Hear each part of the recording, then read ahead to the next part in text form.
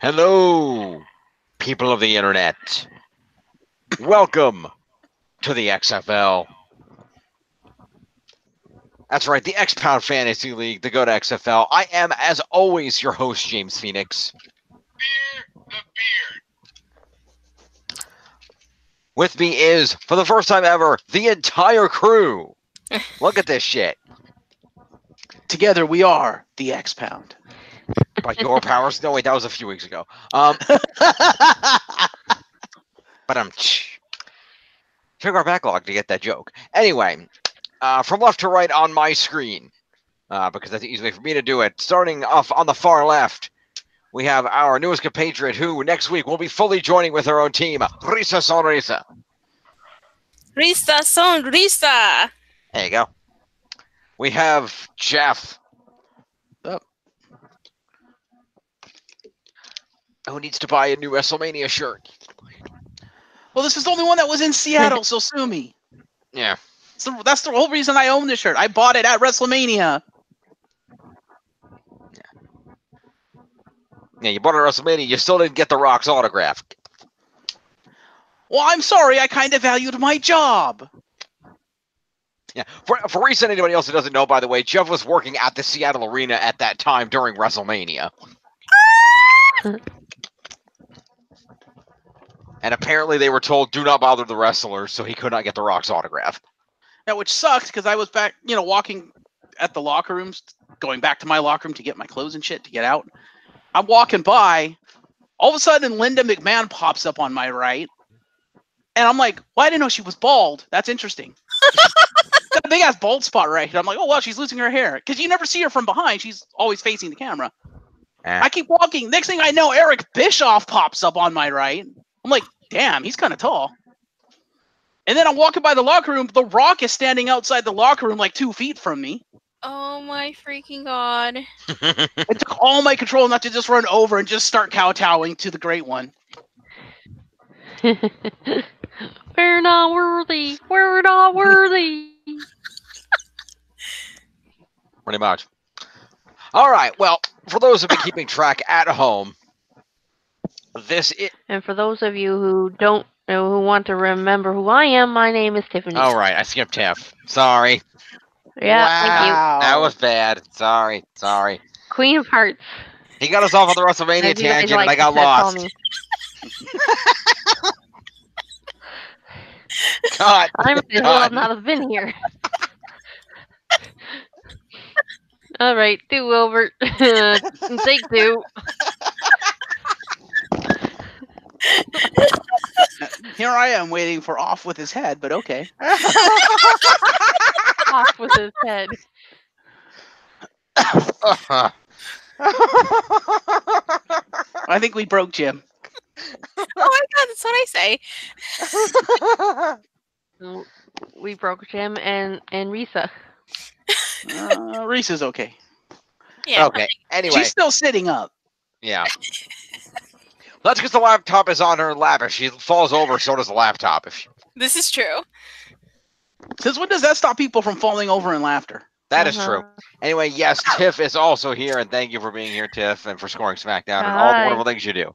And I recommend that we start with her so she can go to bed. Do you want to do that, Tiff?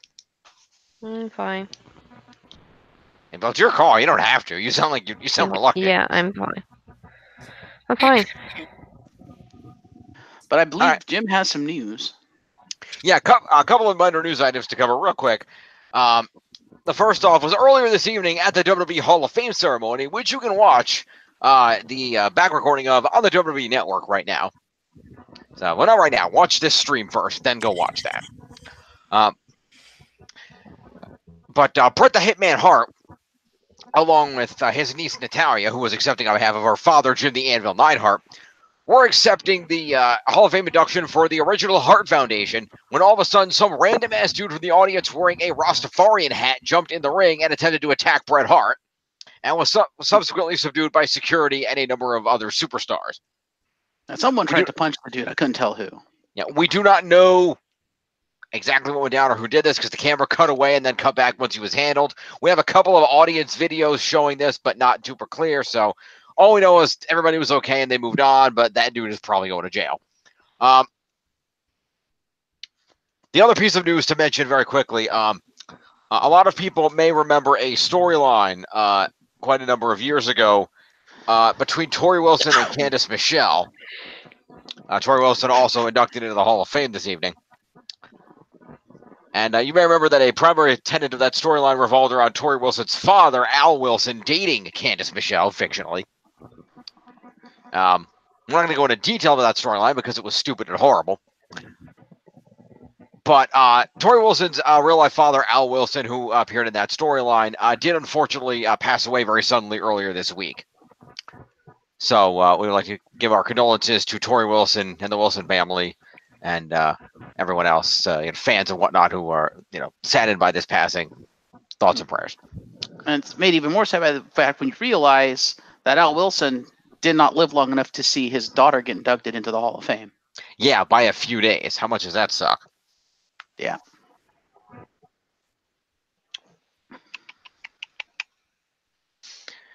Shame. Anyway, let us go ahead and move on to the program. Let's check out the scores and see where we are at. Absolutely. To the totals. All right, let me go over here and let me get this guy. All right. Okay, so here we go. There's a minor adjustment from last week, and thank you, Tiff, for pointing this out. Not even from last week, but from a few weeks ago, the Ronda Gone Rogue episode. I made a miscalculation during a tag team match and accidentally at one point, because I screwed up and then took points away to compensate and took away too many, I accidentally shorted Dash Wilder about 25 points. How'd you do that? Because I accidentally gave him way too many points, and when I tried to backtrack to fix it, I took too many away. Wow. Okay, you failed. So I have given Dash Wilder back his 25 points. So right now, still in the lead at 88-51 is Jeff of the Extremely Legit Yes Movement. Tiv is in second. Formerly, she had 80-37. She's now up to 80-62. And I'm still way back in last at 59-69. Right. So, we are going to go a little out of order on the show so that Tiff can do what she needs to do and then head off to sleep. So this is going to be for 4-2 then. All right. So we will kick off with the SmackDowns then. Mm-hmm. So let me go over here and get the SmackDown recap instead of this Raw recap. And we will cover this stuff. This is, of course, the go-home week leading up to WrestleMania, hence today's title, "'Twas the Night Before Mania." Hence why I'm wearing this shirt.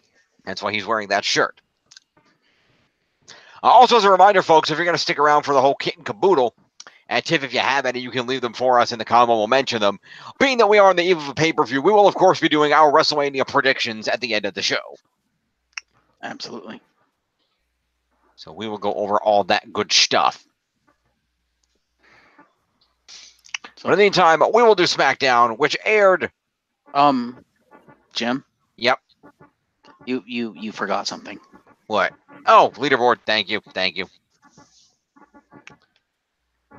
All right, let me put these back in order because I changed when I was fixing the Wilder's score. At the top of the leaderboards is still the WWE Champion, Daniel Bryan. The new Daniel Bryan. At 636. New Daniel Bryan, same as the old Daniel Bryan. Anyway, in second place is the WWE Raw Women's Champion, Rowdy Ronda Rousey, at 632. Drew McIntyre, the Scottish psychopath, coming in at third at 603. Finn Balor, the number one contender to the Intercontinental title, at 601 in fourth place. Fifth place is Seth freaking Rollins, the number one contender to Brock Lesnar's Universal title, at 518. Samoa Joe, the U.S. champ, coming in at 504. Followed by one... Yo. You're no longer, perma-presenting to everyone. Oh, I forgot to hit the present to everyone. There we go. There you go. No, you hit it, and then you shut it off for some reason. No, I never hit it. I forgot to hit it. Oh.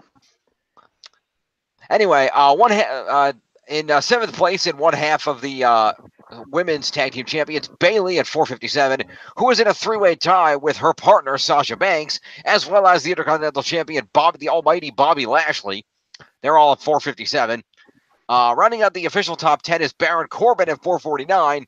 But if you were to discount that three-way tie, then both Dean Ambrose at 439 and Akira Tozawa at 431 would make the top 10. Well, Akira Tozawa is going to be officially in the top 10 after this week, so All right, sounds good. We will deal with that momentarily. But first, by to a the, lot. very well, to the SmackDowns. So SmackDown from April 2nd aired from the Royal Farms Arena in Baltimore, Maryland. Was, of course, the go-home show for WrestleMania. And we open things up with the Kevin Owens show. Which, by the way, Kevin Owens is having the worst WrestleMania weekend ever. If you've been following his Twitter. Because he's not on it. He's not on WrestleMania. Then he was delayed and could not get to his Access appearance on time. Wow. Kevin Owens is just having a horrible weekend. Wait, is KO not even in the battle royal? He may not be. I don't know. Wow. Yeah, KO just not had. Go to KO's Twitter. He has literally blacked out his profile photo and background picture. Wait a minute. So let me get this straight. 2 scrubs from SNL get to fight in the battle royal, but KO doesn't? What the fuck? Yeah. We'll find out whether KO is in it tomorrow. I will check when we go to do the predictions at the end of the show, I will check the labeled and announced roster list for that battle royal. Fair. But in the meantime, the KO show, his 2 guests tonight are Randy Orton. Orton. And the phenomenal AJ Styles. Which I am wearing his shirt tonight. So they sit down next to Owens around a table, and Orton says that he does not regret interfering in AJ Styles' match against Kurt Angle last week because it saved everyone from watching a washed-up Olympian. AJ counters, bashing Orton for having wrestled so long and only having one good move. Wow. Not wrong, but wow. I would argue 2. He's got the hanging DDT. Okay, this is true. I would argue he has 2 good moves. But anyway, point remains. Orton says that the fans think indie wrestlers have it so hard traveling from high school gym to high school gym, but Orton has been having to perform at WrestleManias in front of thousands of people. And AJ counters by saying, well, here's the thing, Orton. While I was working in high school gyms, Orton, you were here at WWE, getting suspended for failing drug tests. Oh, pipe bomb. Orton does not look happy about this, says that if AJ was as good as he thinks he is, he would have made it to WWE a long time ago. And says that now that John Cena has gone to Hollywood, AJ has taken over the role of corporate bitch. Huh. Orton then drops his mic, and Owens decides this is a time for him to leave, so Owens gets out and heads up the ramp. You know, I have to say, Orton, you should be very, very happy that you're not saying that at WrestleMania. Because John Cena did confirm he's going to be at WrestleMania, so if he'd have said that at WrestleMania, he'd have got a F5 or FU'd in the middle of the ring. Attitude adjusted. Same thing. Cena would come and be like, who you calling a bitch? Boom! Probably. Let's be honest, Is he John gonna Cena... be in anything? No, let's be honest. John Cena's probably going to interrupt Elias and AA him. No, he's probably going to interrupt Corbin and AA him and say, this is my match, bitch. Or that. We'll see. Anyway, Owens leaves and heads up the ramp, and AJ and Orton come face to face and start trading punches in the ring. AJ backs Orton into a corner, goes for a phenomenal forearm, but Orton RKOs him out of midair. Okay, then. And that ends the brawl. So, Tiff, what points we got for this? Kevin Owens says 5 for a promo. All right. That's going to be 144. Okay. What else? And then we go to... Okay. I'm just gonna go to how I have it here. Randy has 5 for promo, 4 for an assault, and 1 for forearm, and another one for a RKO. Gives him 11 points. All right. That's going to be... Like, did Orton actually assault, or did he just do the RKO? They were exchanging punches in the ring. Oh, okay. Fair enough then. 11 points it is. They're exchanging punches. AJ backdoored into the corner, went for the forearm, and got RKO'd. Fair. All right. And AJ Styles.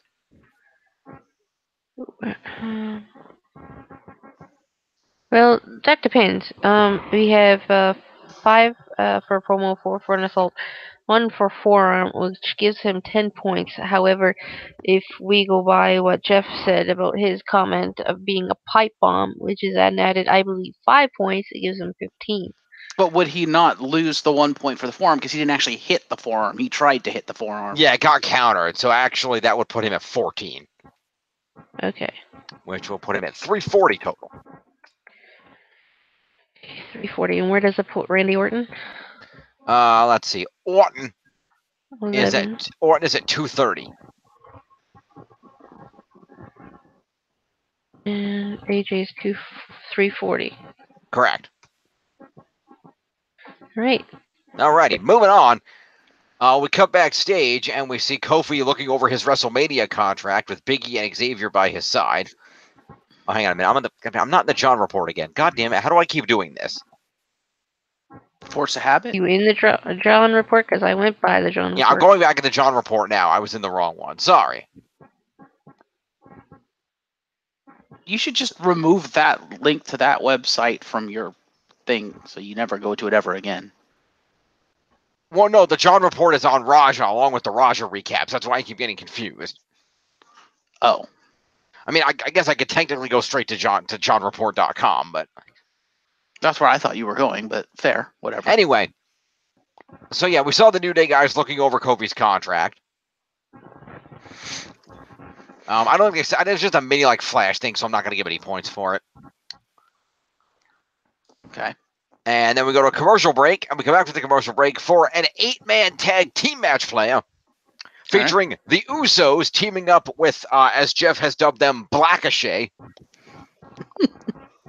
I thought you didn't like that name. I don't. Well, then why did you use it? Why didn't you come up with a different one? I don't know. I don't have a better one. Okay, then. But Ricochet and Aleister Black taking on the team of The Bar, Shin and Ruru.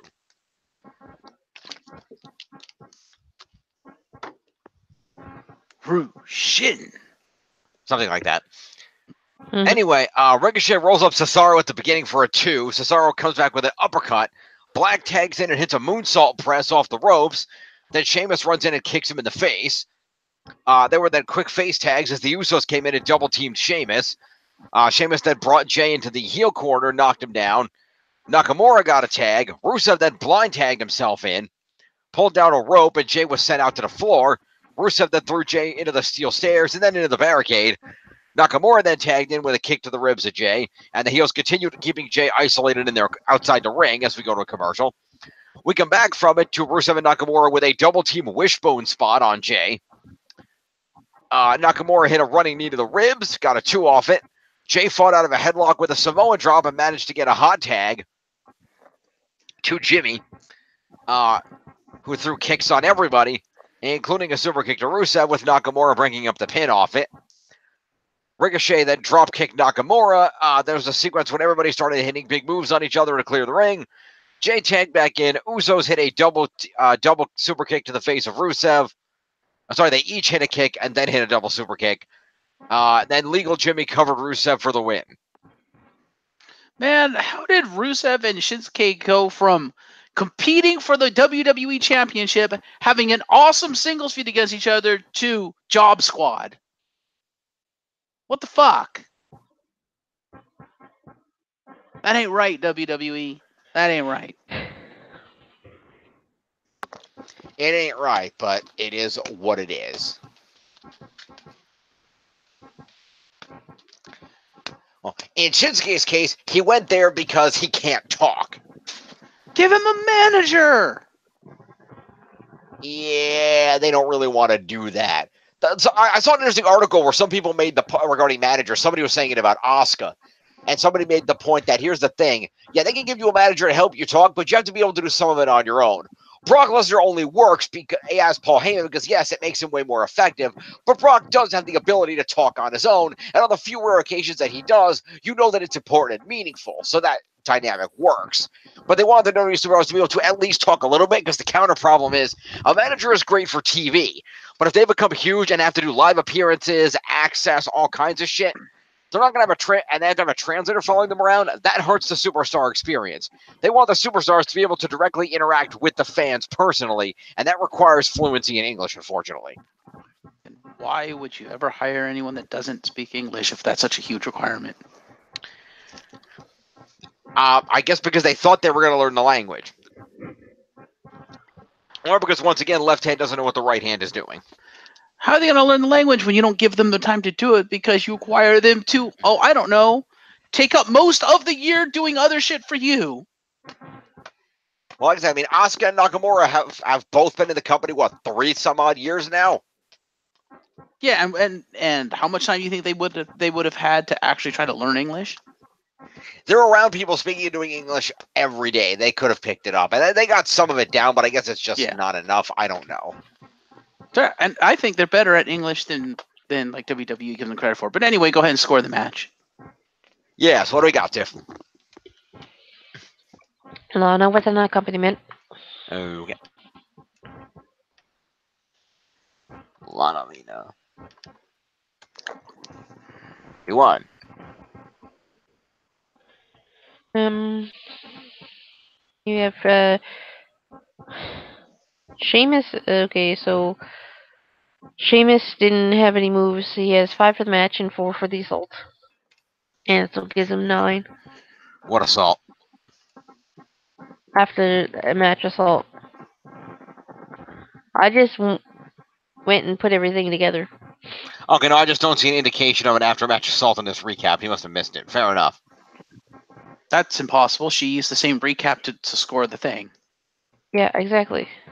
So well, it gets, you're blind. Well, Jimmy was the legal man again. He covered Rusev for the win after about 11 minutes, win by pinfall. Then there was the analysis. Then Alexa Bliss came out as the host of WrestleMania. Oh, it was after Bliss did her thing. Okay, it was further down. I got confused. Right, Bliss did her thing, announced the match for WrestleMania, and then they all beat each other up. Okay, got it. My bad. Please continue. Okay, so I'm trying to score along with you as well as give you the scores. Right, so Sheamus has.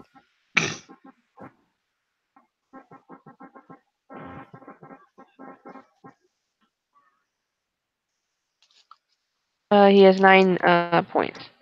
9, all right. With 5 for the match and 4 for the assault. Okay. Next. I'm just gonna go down whatever, because it's easier instead of looking around seeing who's going from least to, because I got it everywhere. That's fine. Whatever works for you. Rusev, 5 for the match, 4 for the assault, and 1 for the wishbone spot. It's 10 points. All right. What's about 227?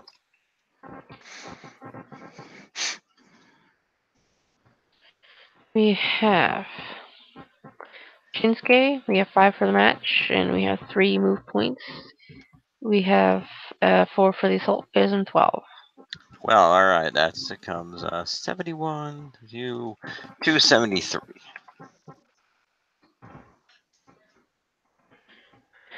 We already did Sheamus. We have Cesaro. He has a 5 for the match, 4 for the assault, and 1 for a move point, gives him 10. 10 to Cesaro. Put Cesaro at 305 live. A Thwith Cyborg. A Swiss Superman. Aleister Black. We have 5 for the match. We have 15 for the win. We have 4 for the assault. We have 2 move points. No, my mistake. 3 move points. It gives him 27 points. All right. 75 and 7 is 282. We have Ricochet. 5 for the match, 15 for the win. We have 4 for the assault. 3 move points gives him 27 points. 27. All right. So 4, 5, 6, 7 puts him at 323.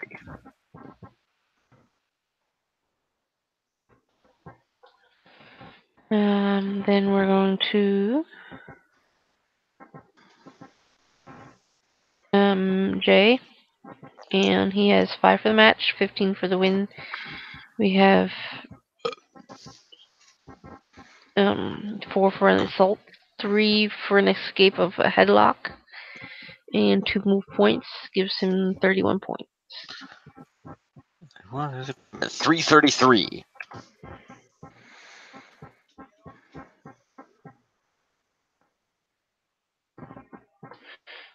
Jimmy. Chama. We have 5 for the match, 20 for the win. We have 4 for an assault. We have 5 move points, gives him 34. 34. All right. That's puts him 332 then. 1 point behind his brother.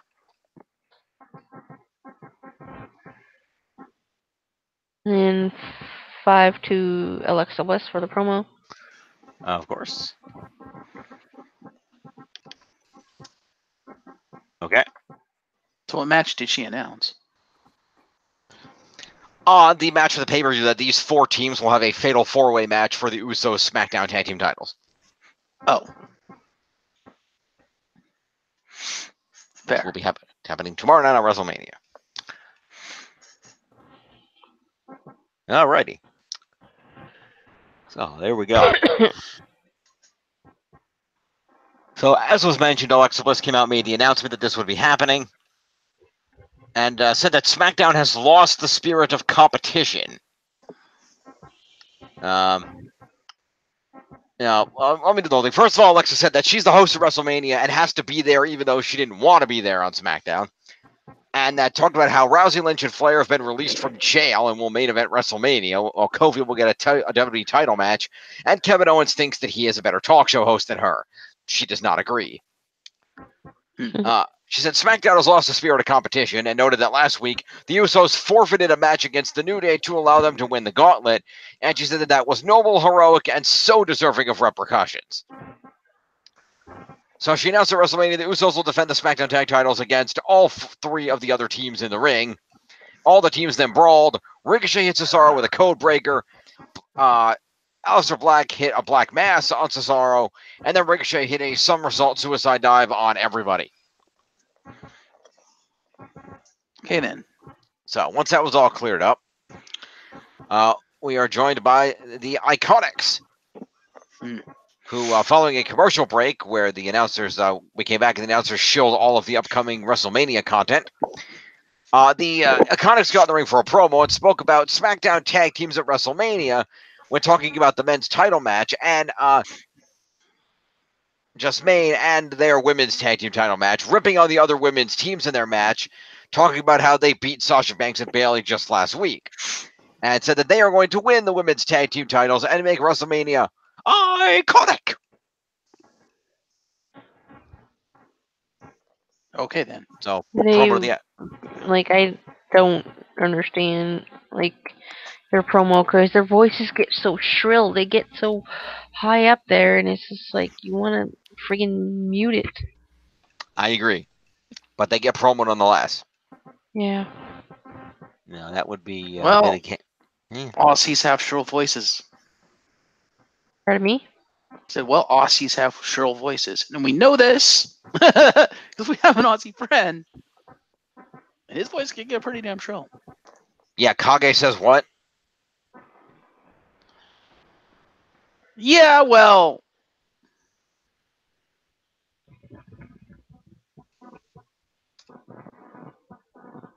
Exactly, you He's don't the have an answer to exception to that. the rule. Yeah. He's also the guy most likely to be at WrestleMania, so.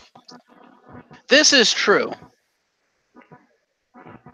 I think he normally doesn't do Mania, he normally does SummerSlam, but anyway. Shoot. A promo to the Then the Miz made his entrance in ring gear. awesome. And we go to a commercial. Come back for the commercial, and we're informed that Brutus the Barber Beefcake will be inducted into the Hall of Fame this year. So that's cool. Also following this evening's SmackDown was a brand new episode of the hit reality show Ms. and Mrs. And The Miz cut a promo saying that WrestleMania means different things for different people. For Flair, Rousey, and Lynch, it means making history. For Kofi, and there were Kofi chants, it means finally breaking through. And for him, The Miz, it means retribution. Miz talked about how he's been able to, take stock in who he is as a father and a husband and a son because he is now the best version of The Miz. And he mentioned, Miz and Mrs. after the show said that he loves his family and that they are proud of the show while saying that he loves his wife Maurice and daughter Monroe Sky. And said that he's more motivated than he's ever been in his entire career. And talks about how in 5 days we'll be at WrestleMania and he will beat Shane McMahon anywhere and everywhere. And he spoke about how he used to fight for his father's approval, but now he fights for his honor. And Miz pointed out that Shane has a dad, so that makes him a son of a bitch. Wow.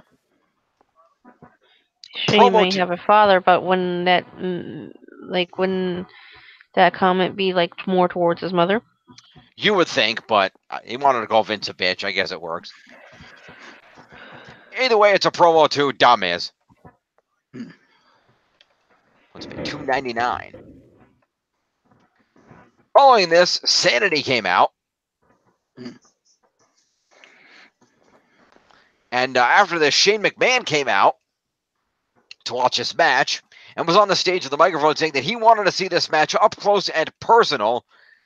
He required Greg Hamilton to introduce him as being the best in the world, son of McMahon, blah, blah, blah. And Shane then ordered the match be started, and we then went into a 3-on-1 handicap match of The Miz versus Sanity.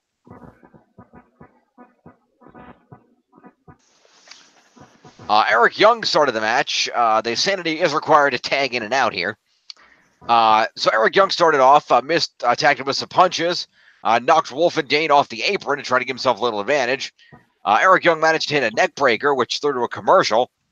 We came back from it to Miz standing tall in the ring as Eric Young charged at him, and Miz hit a back body drop.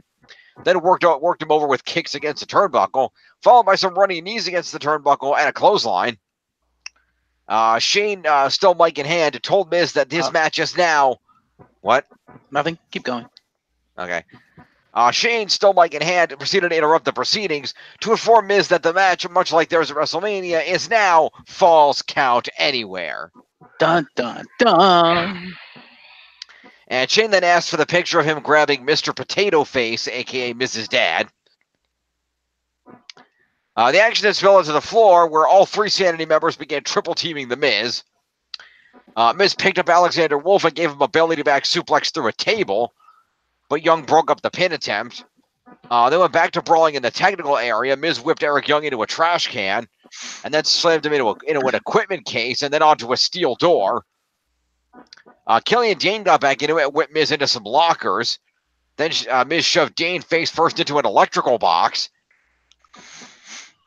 Miz and Young then brawled out to the arena area, and Miz hit a running knee to the face, then grabbed one of those rolling equipment boxes and rolled it into Eric Young's face, then pinned Eric Young on the ground outside the arena area and got the pinfall after 10 minutes.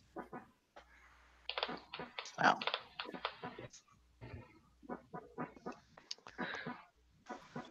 So, after the match was over, Shane was shown getting into a car and driving away as Miz stared him down. Tiff points. Yes.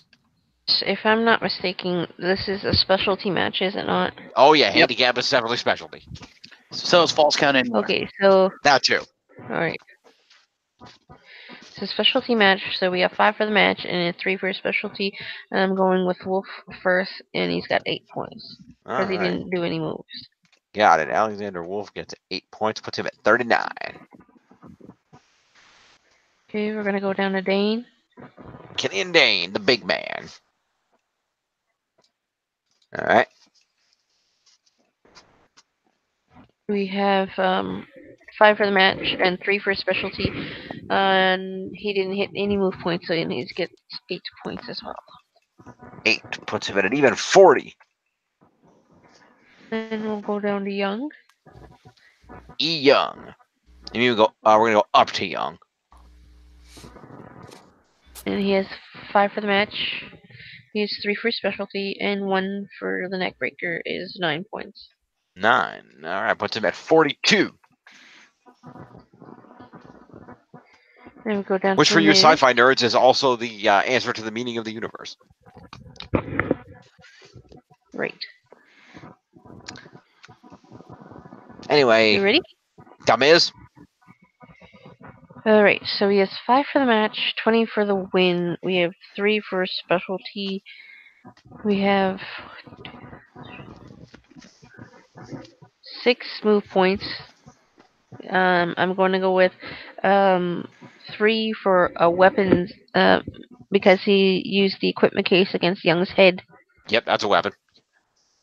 And then he has 37 points. Did you remember to give him 10 for specialty win? No, I did not. So it gives him 47. 47 points to Miz, which will put him at 346. And finally, 346. 346. finally, the money. Well, Shane, I only gave him like appearance points because he didn't really do much. He just came out and just talked and didn't do any. He did. Shane definitely gets a promo. He gets Would he 5 not for get accompaniment with sanity for the match? No, he came out No. after them. He did not accompany them. Yeah. However, I would say Shane interrupting the match to change the rules would constitute an interference. Okay. True. Would Shane staying down at the match also constitute commentary for said match? No, I'm not going to go that far.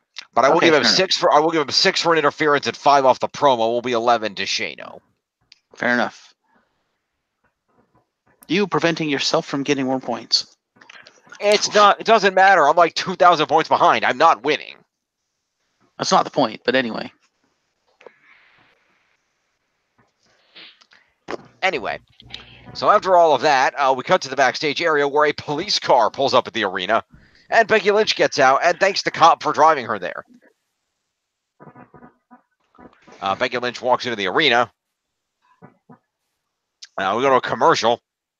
Come back from the commercial to a video package about Ronda, Charlotte, and Becky getting arrested on Raw, and we'll cover that when we get to Raw because we're going in different order tonight. And Becky Lynch then made his way out to the ring where she was interviewed by Corey Graves.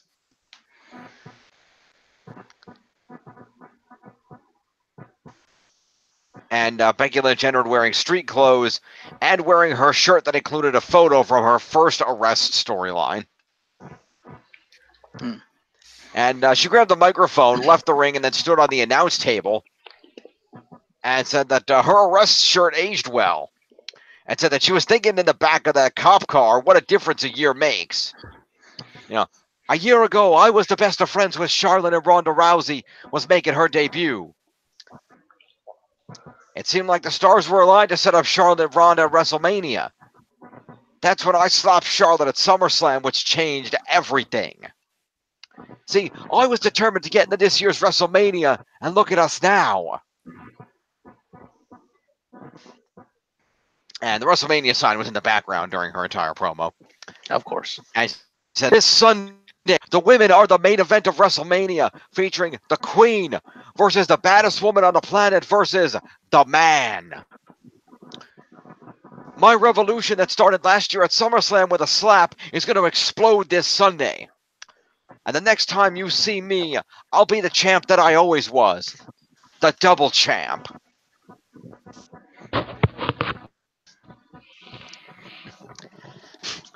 I'm going to exact quote John Canton. Lynch pointed at the WrestleMania sign like the good employee or independent contractor that she is.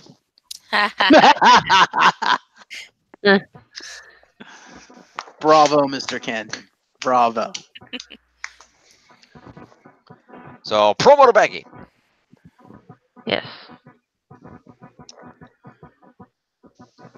Taking the words out of my mouth. Yeah. Where the hell is it? There we go. Megan Lynch, 5 points, puts her at 432. We go to a commercial.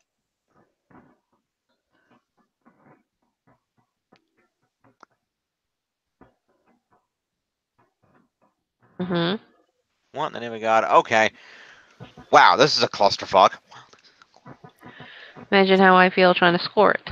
Yeah, dear God, I'm so sorry, Tiff. So we go to a commercial. We come back from the commercial for an 18-person intergender tag team match. What? Playa. What? This is the thing that happened. We had a match featuring the Hardy Boys, Naomi, Asuka, Nikki Cross, R-Truth, Carmella, and Heavy Machinery versus Andrade Cien Almas, Zelina Vega, Lana, EC3, Luke Gallows and Carl Anderson, Shelton Benjamin, Mandy Rose, and Sonya Deville. Okay, that's random as fuck. And to score this, to tell you what's what, I'm not going in. I'm just going down the list. I'm not going in any order. Did they just throw the entire SmackDown contingent of both Battle Royals into one match? Is that what this is? Yes, featuring men and women that are in the men's and women's battle royals. Oh, good fucking God. Yeah. So, Nikki Cross started off with Zelina Vega, and then Lacey Evans came out and did a distraction by walking down the ramp and then walking back up the ramp. Okay then. And EC3 then tagged in and started fighting Jeff Hardy. Then Matt Hardy tagged in and wrenched on the arm of EC3. He whipped EC3's head into the turnbuckle repeatedly, as Matt Hardy is frequently known to do. Heavy Machinery then came in and hit a double team splash on EC3 against the turnbuckle. Otis then hit the Caterpillar, leading into a break. Back to the commercial, Naomi hit a jawbreaker on Mandy Rose. R-Truth tagged in with a jumping sidekick to Andrade, followed by a quarter splash. Carmella then jumped in the ring, and Truth and Carmella did a dance break. Carl Anderson then went in the ring and hit R-Truth in the back with a forearm. Naomi then dumped Carl Anderson out of the ring, and then everybody in the match started brawling like crazy, and then the ref was like, fuck it, ring the bell, this is over, I don't know what's going on anymore. Or to quote the Spoony one, bitches be crazy, and I don't know what's going on. That is sexist, and we do not justify that on this show. Okay. You were fine with it before. Yes, I was, and I was wrong before. And I apologize.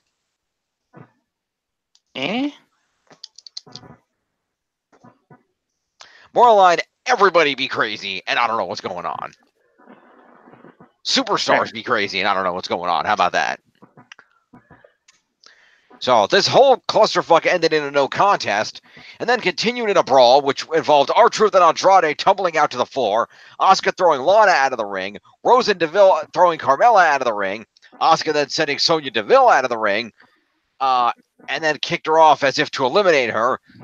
Otis went up to Mandy Rose and did his flirting routine, so Shelton Benjamin whipped Otis through the middle ropes.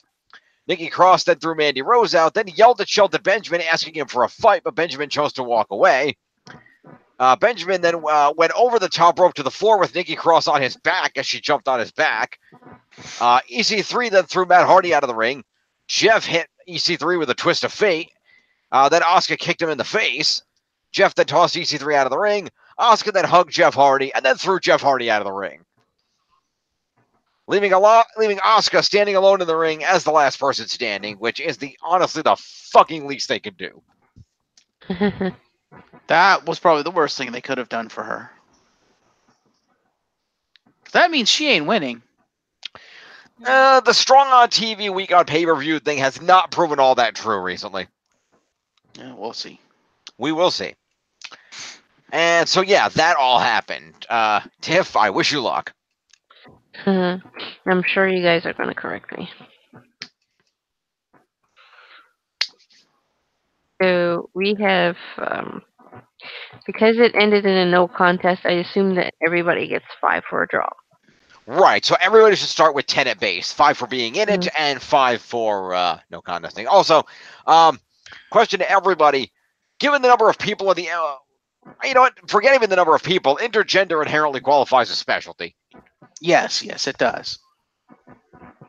So add 3 specialty points to everybody, Tiff. And then everybody, I assumed, was in the aftermatch assault. Yeah, so at base, everybody should get 5 for competing, 5 for no contesting, 4 for assault is 14, and 3 for being in a specialty match is 17. So everybody should get 17 plus whatever. So 17 plus moves and whatever other shenanigans were going on.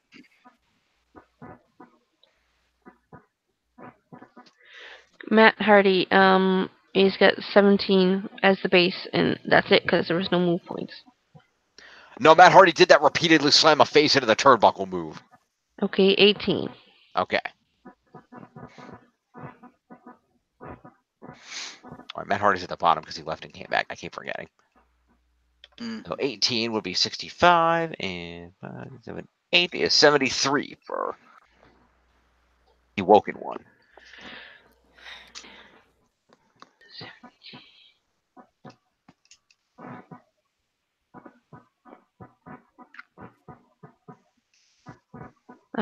Jeff Hardy gets 18 points as well. All right. Oh, Twist of Fate, which would be 35, and 8 would be 43. 243.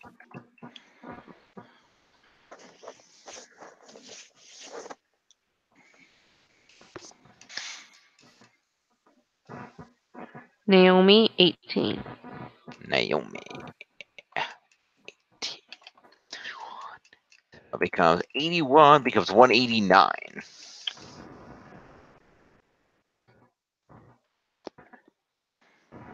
Asuka, 18. 18 puts her at 398. Nobody but Charlotte is ready for Asuka. Apparently.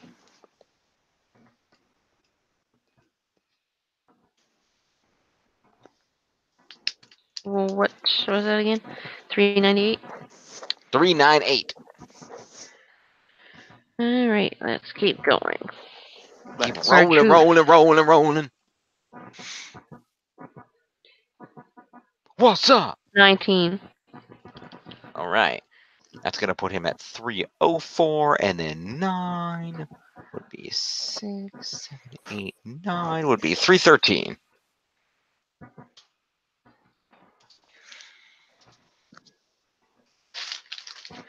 And Carmella gets 17 because she did no move points. Okay. Carmella, 17. Would be 212.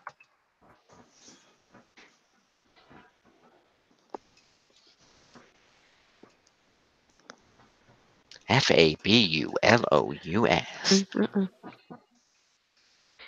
We have one half of Heavy Machinery, Which half? Tucker, Okay. 17. No, 18. 18. All right. That's going to become 29. It's going to become 137.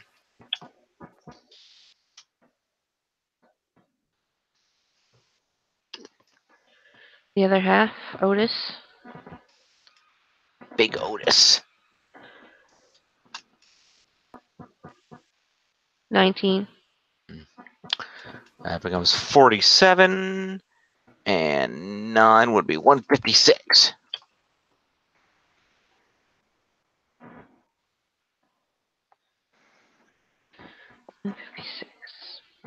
156. We have Andrade. He had no move points, so he gets 17. Andrade gets 17. He already had 217, which will put him at 2. Let's see, 7 and 7 is 14. So I'll put him at 234. Yep. 4. 5? Yeah, right. Wait, 4 or 5? No, 7 to 7 4. is 14. 4. Yeah. Yeah.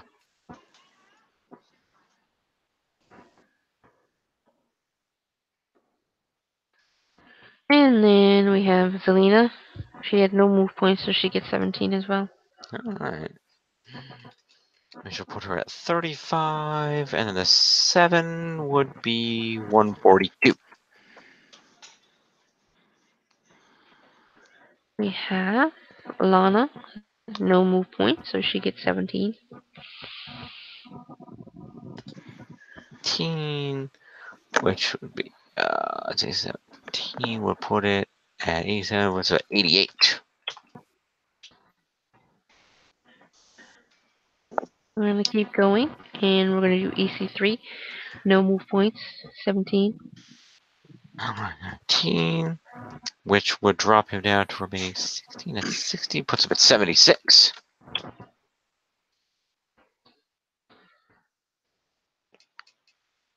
Luke Gallows, no move points, 17. 18 to Big Luke Gallows, which will put him at 70, put him at 88 also. Carl Anderson, we have 17 plus 1 move is 18.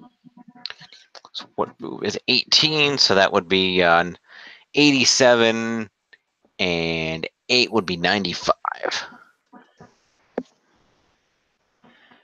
We have Shelton. He had no move points, so we get 17.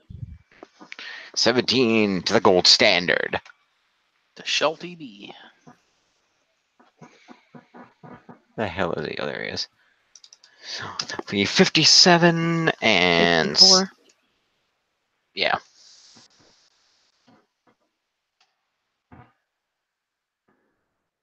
Mandy, she gets 17, and 1 move is 18. Mandy Rose gets 18, which will put her at 268.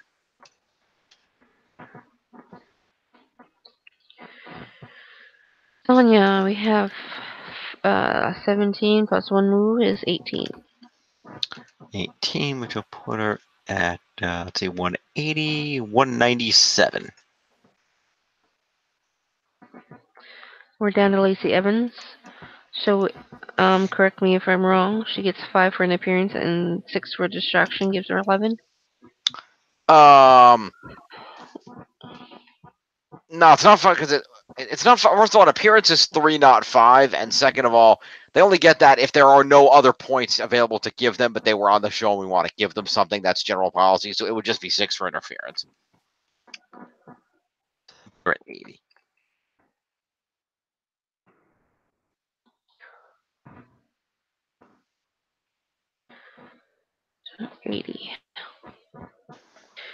And that's it for that match. Damn. Damn. Damn. All right. So after all of that mess, Mm-hmm. we got That mess that I had to friggin' score. Yeah, so we are very thankful for that. We have some promos and stuff. We cut to the back where Kofi was getting ready with Big E Xavier for the contract signing for the WWE title match later tonight. We then have Samoa Joe come out with the U.S. title. Commercial break, and then come back for the commercial break. The man now known as Ali made his entrance. He's still Mustafa to me, damn it. Well, fair enough. The man formerly known as... Yeah, formerly known as Mustafa Ali, now just known as Ali. Yeah. Who takes on Samoa Joe in a non-title match and gets put to sleep. Sleep. Joe hit him with a bunch of headbutts, chopped to the chest. Ali countered with a drop kick to knock Joe out of the ring, then suicide dived him into the barricade. They went back in the ring, and Ali hit a tornado DDT off the ropes for a 2. Then sent Joe face first into the mat, went up top and went for a 450, but Joe moved out of the way, and then Coquina clutched him asleep. Joe with a win. All right, so we'll start with Ali, and he's 5 for the match, 4 for the main. We have 3 move points. It gives him 12 points. 12 points to Ali. All right. Prince Ali. Ali is he, Ali Ababa. Strong as 10 regular men, definitely. I look forward to seeing how they do that with a guy that can't sing. I'm sorry, how many points was that, Tiff? I got distracted singing. 12. 12. Got it. That puts 252. 252. You gawk and grovel and stare at Prince Ali. Like I said, I look forward to seeing how they do that with a guy who doesn't sing. We're just singing as fans, don't sue us, Disney. Hello? We hear you, We Jeff. heard you. All right. I want to make sure. 'cause- We already know that the girl who plays Jasmine sings. We say Yes, sings. I was talking about She Will was in- Smith. Oh. What do you mean He he doesn't- can't sing? He raps. He raps. He doesn't sing though. So, Hence I mean, why, if you actually hear when that little clip of a friend like me, he doesn't actually sing it. He raps it. So it's going to be interesting, since most of Prince Ali is the genie. How are they going to do that with Will Smith? That's kind of interested to see how they do that. Anyway, It's Ali Fabulous, he Ali Ababa.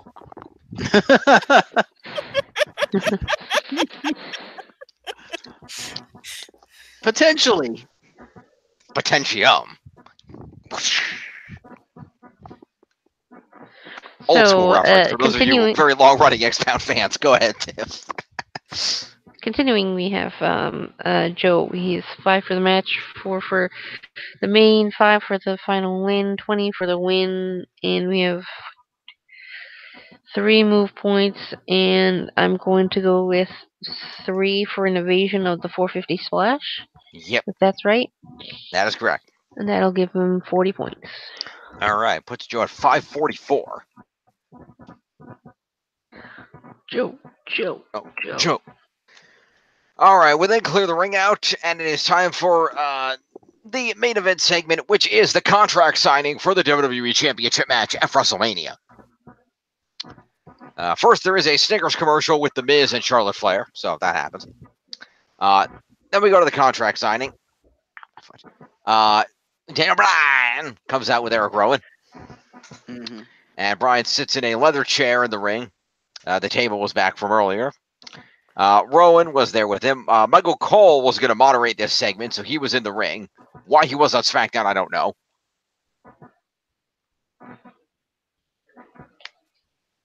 Maybe it's part of the Superstar shakeup. Yeah, right. You go into SmackDown and not Raw. Oh, please God, no. Also, this match is a cross-branded match. Hmm? The women's main event thing. It's a cross-branded match. Yeah, but we're not talking about that. I thought he was moderating the contract signing for it. No, the contract signing for Brian Kofi, you idiot. Oh, yeah. Why is he there? Okay. Somebody fell asleep over there. Clearly. It wasn't me. Say it with me, everybody. Pay attention. Attention. Yeah. Anyway, so Michael Cole is here moderating this for some reason. Because Vince couldn't be bothered to show up, so he needed a stooge. I guess. I mean, it's either that I mean, he had Corey Graves there. yeah, they could have had Corey. It's either that or this portion of the statement was written by The Rock, who can't tell Michael Cole and Tom Phillips apart, or Jericho for that matter. Anyway, Kofi came out along with the New Day. Fans at ringside had Kofi Mania signs. And Kofi sat down in the chair opposite Bryan. And Daniel Bryan told Michael Cole that he's got it from here. Fans were still chanting Kofi, and Bryan signed the contract. Fans chanted Kofi rocks. Kofi rocks. Biggie danced along with the chant. Daniel Bryan said that he knows Kofi will sign the contract. He knows Kofi's here to sign the contract, and he's not going to stop him from signing it. He said he's there to educate the masses the way he has always done. He said this is for everybody. The fans chanted Kofi Kingston louder, which led to Bryan telling him to shut up, and told Rowan that they were, that just like they were saying in the back, Baltimore is so ignorant. Bryan said that the life lesson here was not to not be complacent the way Kofi has been complacent. And Bryan said that do not think a little bit of success is good enough for 11 years. Do not be complacent. He claimed that he had another life lesson. Don't be a bystander in your own lives the way Kofi Kingston has been in his own life. Don't sit on the sidelines and wait for other people to push you to the top the way Kingston has sat on the sidelines and waited for Woods and Big E to push him to the top. Don't be a bystander in your own life. Bryan said that the way they used to chant yes for him is the way they chant Kofi for Kingston now, and that he knows this love and adulation makes him feel stronger, but that the reality is you don't feed off of them, they feed off of you. They, the fans, need you to fulfill their fantasy in their life, and they will discard you when they are done with you. This led to an asshole chant from the crowd,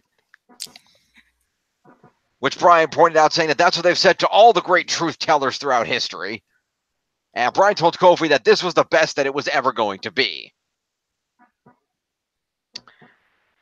Kofi grabbed the contract and stood up and said that for months we've had to listen to Bryan, but now it's time for him to shut his mouth and Kofi will educate him.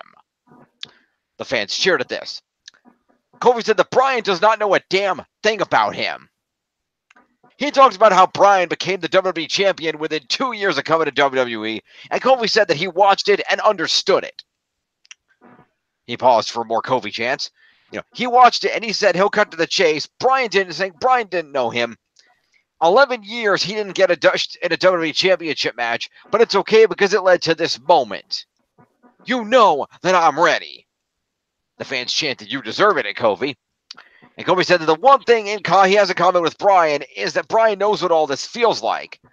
And said that Bryan is as scared as hell, and he should be, because he knows what comes next. What comes next is that he beats Bryan and becomes the WWE champion. Kofi then signed the contract and handed it to Michael Cole. To make it official, he then stood in front of Daniel Bryan and stared him down while Bryan stayed in his chair, and they stared each other down as the show went off the air.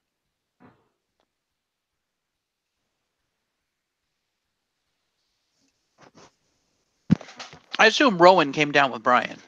I mentioned that. Okay, I missed that part. Clearly. Stay with me, people. Pay attention. Reese, you got to give us a hand with that sometimes. Clearly, he needs more than 2 people, or he's just not going to get it. Anyway, Tiff, would you like to? Is it just promo all around? Yeah. Alrighty. Unless you want to give Rowan accompaniment points. No, not really. It's not a match. Because then you give everybody accompaniment points. Yeah, no. So, all right, Eric Rowan gets 5. And Daniel Bryan gets 5.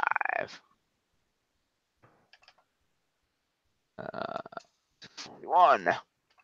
And 5 points to Big E. And 5 points to Kofi. Is 63. And 5 points to Xavier. All right. Yep, that looks like everybody. All right, let's go to the happy total. The happy totals.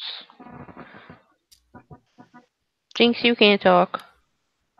Damn, I'm gonna read the scores.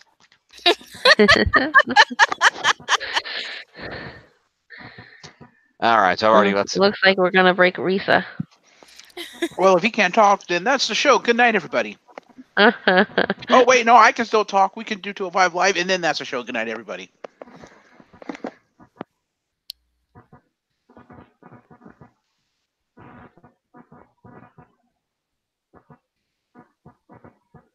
All right, so let's go and see where we're at. Refresh the data. Save. All right. So still in the lead at 91.25 is Extremely Legit Yes Movement. In second at 82.54. The gap is now 900 points and getting wider. Damn, that's kind of unexpected. And I'm still in the back at 61.18.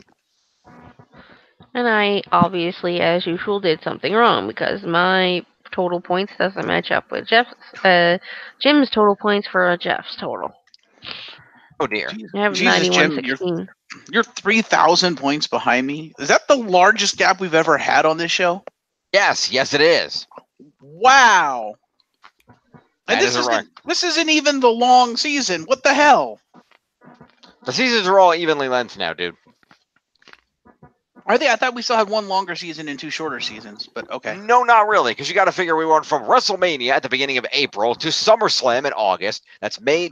So basically, that's May, June, July, August. That's about 4 months. Then August to December, which would be September, October, November, December is 4 months, and then December back to April, which is Fair. December, January, February, March, April. So no, it's 4 months, which is a total Fair of 12 months in a year, which is how a calendar works. Fair enough. Okay. You've been told, son. Okay, now help Tiff with her scores. Tiff, did you want to do that now or do it later? Probably do it later. All right. Unless you want to just run through Jeff's roster real quick and see Yeah, who's wrong. let me go through it real quick. All right. Okay. You want to do the read off, or you're just going to go through it? 340, 431, 339, 219.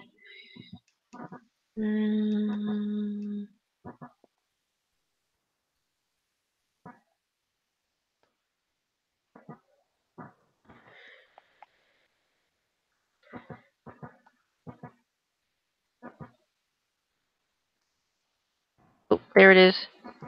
When is it? Jimmy Uso, you have 332, I have 323. Because you said that he's 1 point behind his brother. Yeah, his brother's at 333. Yeah, okay, yep. I had my numbers backwards. Okay. Got it. That's okay, it happens. Alrighty. So that's SmackDown.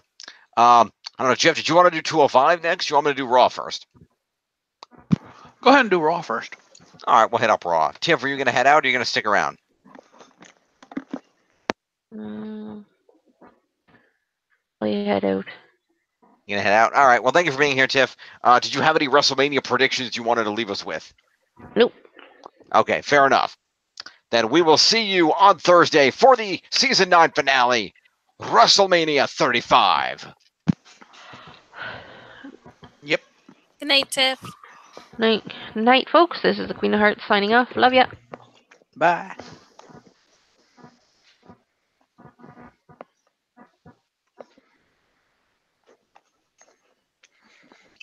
I do have to say, Jim, we are so lucky that WrestleMania is at the beginning of the year this year, beginning of the month this year, not the end of the month. Why? Sometimes it switches. Because Avengers Endgame is at the end of the month, and we would never score it. Yeah, except that never happened. It's either at the end of March or the beginning of April. It's never the end of April. I know, but in the past, before they moved it up, it could be like, it was like either at the beginning of April or end of April, and then they moved it up to where it's like March or April. No, it's never been at the end of April. Really? Because I remember it being at the end of April. It has never been at the end of April. It's always been at the end of March or the beginning of April. At no point has it ever been at the end of April. Huh.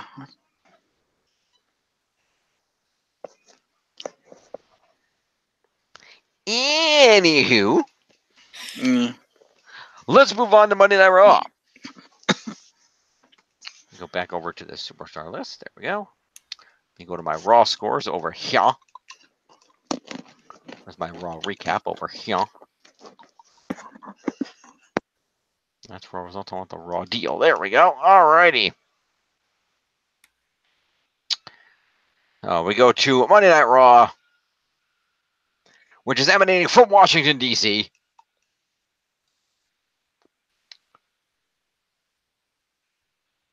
And we're going to go ahead and... Surprised Vince McMahon didn't get his BFF, the President of the United States, to make a special guest appearance. Yeah. Yeah. Well, it's kind of hard to do when the aforementioned president spends, about 80% of his time in Mar-a-Lago? Yeah. But if it's one person he'll come out of Mar-a-Lago for, it'll be his BFF, Vincent Kennedy McMahon. Maybe. I don't know.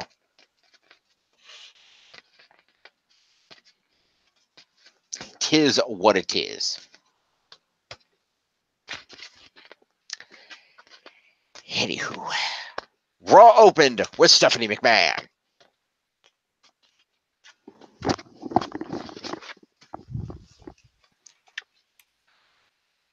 Da-na-na-na-da-da-na-na. I don't know the words to her theme music. Anyway, Stephanie McMahon comes out to the stage and said that we are just 6 days away from WrestleMania. And she starts off by announcing that she was going to add a fourth competitor to the main event of WrestleMania, herself.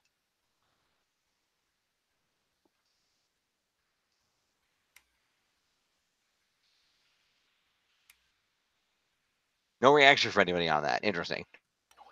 Well,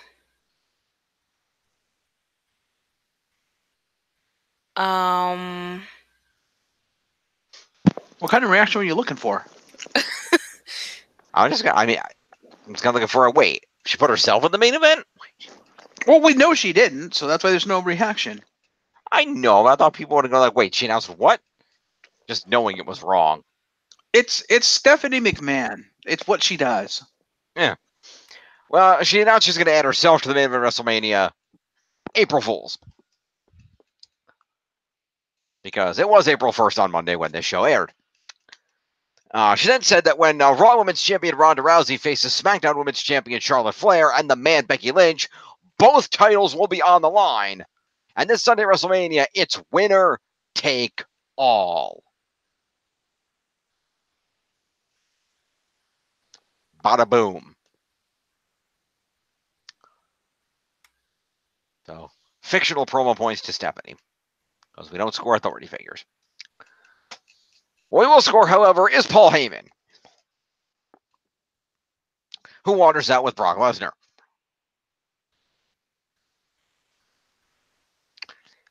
And Heyman said that the Universal title match will also be the winner, Brock Lesnar, taking all this Sunday at WrestleMania. Brock Lesnar will take Seth Rollins' best shot because we know Rollins is coming with his best shot and we expect nothing less. Brock Lesnar will take everything that Rollins has in his life. He will end Seth Rollins' career. Let me tell you this. If you watch hockey for the fights, if you watch NASCAR for the wrecks, if you watch soccer for the riots, watch this match because Brock Lesnar will violate Seth Rollins and desecrate the good name of WrestleMania. Brock Lesnar He kind of already did that by ending the streak. Yeah. Just saying.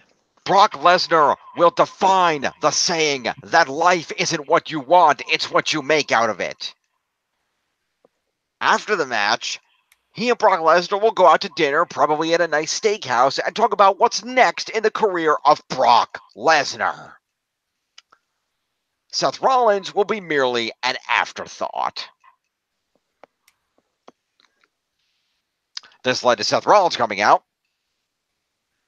in his brand new Beast Slayer t-shirt, available now on WWE Shop.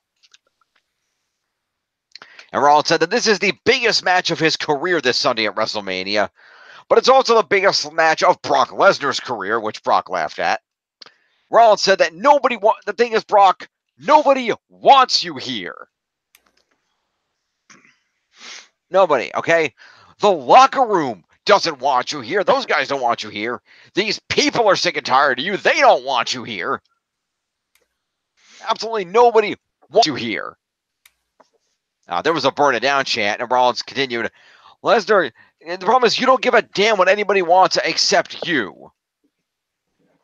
You know, and now, Lesnar, respect where due, you are the most decorated athlete in combat sports history. And beating Brock Lesnar may be improbable, but it is not impossible. I will beat you. I will take your title, and there's not a damn thing you can do about it. This led to Brock Lesnar getting in Seth Rollins' face, and he kind of did like a chest push against Seth Rollins, so Seth Rollins kicked Brock Lesnar in the nuts. Lesnar managed to get himself back to his feet off the nuts kick and hit a German suplex, but when he went up for an F5, Rollins slid off of his shoulders and hit him with another low blow, and then a super kick to the face, and then a curb stomp.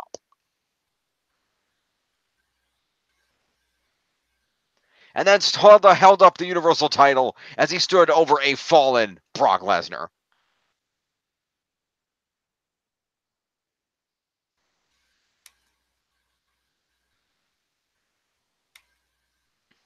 Oh, Lesnar's retaining, isn't he? That is possible. Fuck you, Vince. I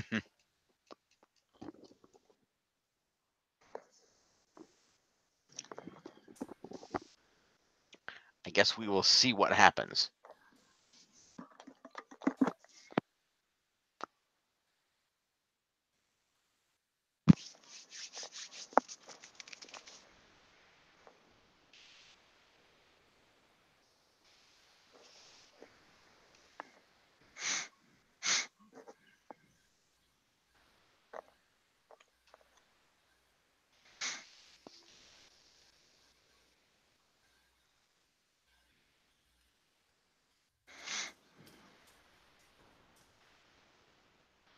Anyway, so that is a promo to Paulus and Brock Lesnar.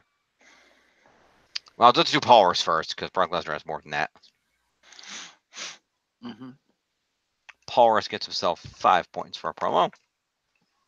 Brock Lesnar gets 5 for a promo, 4 for an assault, 1 for a German suplex. He has 10 points to Bork Laser. Okay. Where is he? There he is.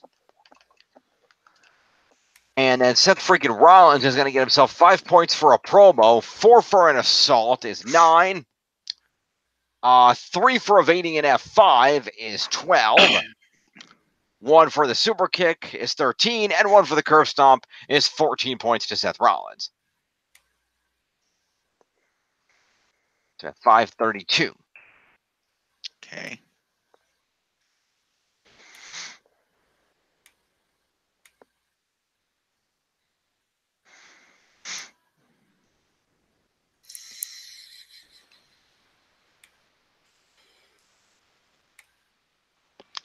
Moving along. We then go to a commercial break. When we come back from the commercial break, there's a commercial for TakeOver in New York, which happened last night and is available on the WWE Network if you want to check that out. Everyone on Twitter is already calling it the greatest takeover ever. Okay. So Seth Rollins was shown walking backstage when Charlie Caruso caught up to him and mentioned that if Rollins does those low blows on Sunday, he's going to get disqualified.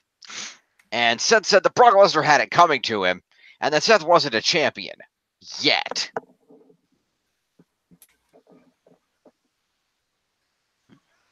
And so Seth Rollins walked away with a confident look on his face. So that's another promo for Seth Rollins. Fair. Then go back out to the ring.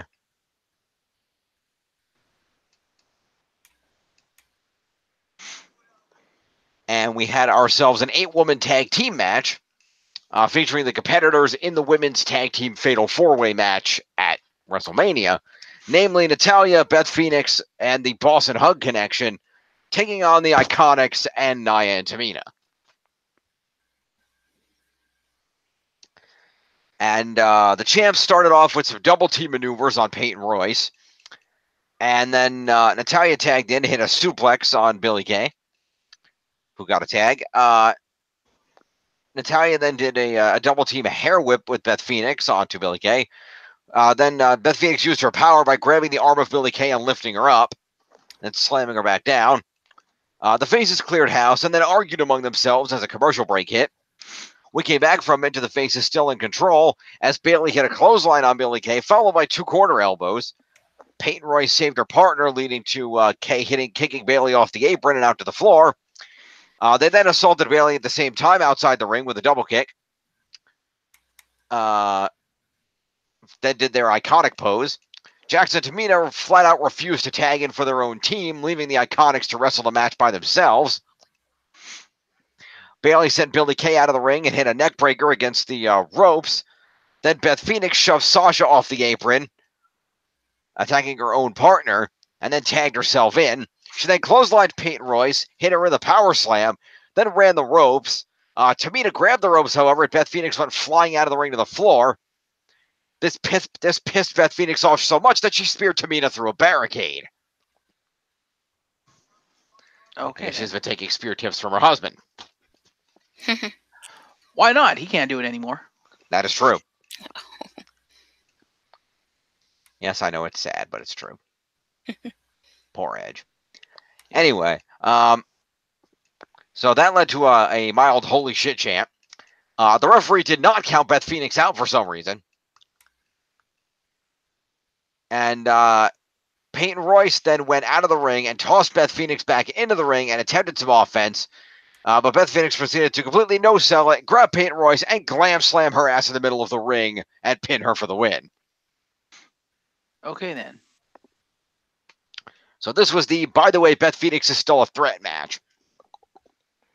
Fair. Does she look like a threat? Sounds like it. No, I mean, like, physically, does she look like a threat? I mean, she really hasn't ever at any point looked any different than she did when she was wrestling. She's kept herself in shape. Okay, because I always thought that after she quit wrestling, especially, you know, after having a kid and all that, I thought she lost, like, muscle mass and some weight. Having 2, actually. Yeah. And maybe a little bit, but she looked pretty good in the match. That's fair. I mean, she might not have been China ripped, but Was she ever China ripped? that's true. I mean, she was muscly as all hell, but come on. Nobody. There was only one person I could think of that was ever, well, 2 people that was ever China ripped. And actually, the one was more ripped than China. And the other was China. Nope. Because as we all know, when it comes to females being ripped in WWE, nobody beats Nicole Bass. Okay. So, yeah. Who's the other one? Shit, I just lost her.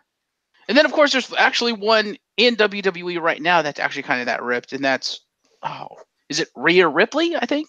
Rhea Ripley. Rhea Ripley, the German? Yeah. Yep. She's down in the NXT. She's definitely that ripped. The other one was Luna Vachon. Luna Vachon, yep. I might also consider giving that award to Jazz. Maybe. Jazz was pretty ripped. I would put Jazz in the same department as Beth Phoenix. Okay, that's fair. I can agree with that. Yeah, I'm trying to think if there was ever anybody else. I mean, there's a reason that China was called the 9th wonder in the world. That is true. Well, at least she's in the Hall of Fame now. Yes. Anyway. Rest in peace, China. Right. So, points. Let's go on over this. You're the one who scored it. I know. That's why I'm going over here to get the points. So, we'll start off with the people that did not win. Yes. Peyton, the Iconics are each going to get 6 points each for showing up for the match and hitting that double team kick to the face they did.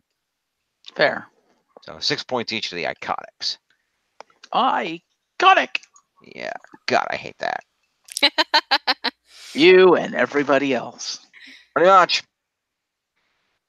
And you call the Iconics the best tag team in the company. I didn't say they were good on the mic. All I said was, of all the female tag teams, they're the ones that are like the legitimate tag teams because they've been a tag team since they were on NXT. Hmm. And from what I heard on, like, as far as in the ring and like technical skill, they're supposed to be pretty fucking good. I mean, there's a reason why the bulk of the WWE universe wanted them to be called up, and were getting pissed off that Vince wasn't calling them up. And then they got injured and couldn't be called up. But yeah. Yep. So I mean, obviously, if that much of the WWE universe is like, bring up the Iconics, they're that good, then they're probably that good. But yeah, they're kind of shit on the mic. I have yet to see it. Well, that's because Vince doesn't let them wrestle. Yeah. But yeah, maybe they weren't called up because they're that shit on the mic. I don't know. Maybe. Anyway, Nia and Tamina get 5 points for showing up and trying to fuck their own team over. Okay.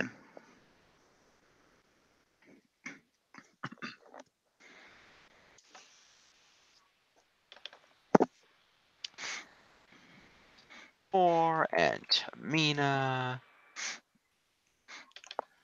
gonna go to 2.1. All right. Then we go to the face team.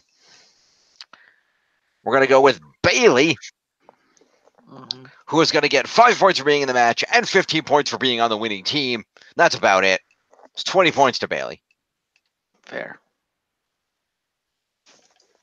What's her 477? Her tag team partner, the Boss, Sasha Banks, over here, is going to get herself the same, but 1 point for managing to hit a move. Okay. Which happened to be, what did she hit? Oh, she hit a drop kick at 1 point.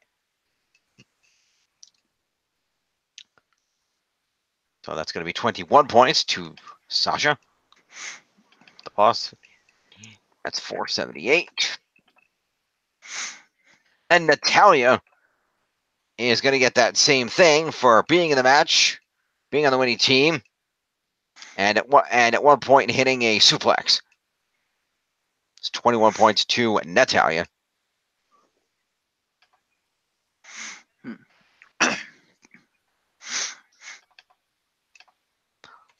It's 275. And Beth Phoenix is going to get 30 points, 20 for winning the match. Wait, why is it 30? What did I do here?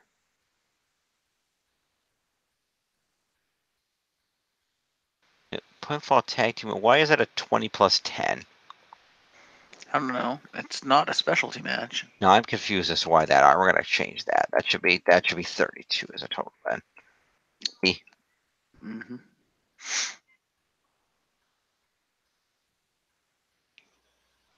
Anyway. See what happens when you score matches. You pre-wrote that part. Yeah, that was before I asked. Anyway. Beth Phoenix gets 20 points for winning the match. She gets 5 for being in the match, is 25. 5 from OMG for spearing Tamina through a barricade. We'll put her at 30. And 2 points for moves for a power slam and a glam slam. Is a total of 32 points to Beth Phoenix for being the Glamazon. Did you give her a point for the spear, for actually doing the spear? It's not officially her move. No, she stole it from her husband. It's only moved if you steal for somebody in the match.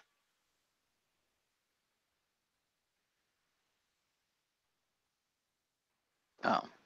Almost anybody who does a barricade move uses a spear. It's not exactly special. Except for Tony Nese. Well, Tony Nese has a running move that involves, slamming somebody into a thing, so. That's true. 52 and 6 are going to put Beth Phoenix at 58 points.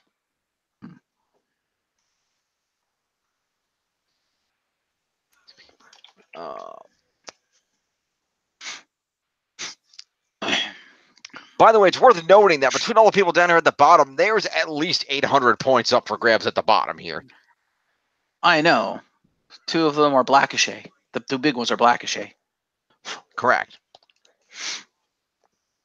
Which, before it's all said and done, they should be added to the roster just so they can be properly ranked. Because Right. if they actually end up winning the titles, they could easily get into the top 10. That is possible.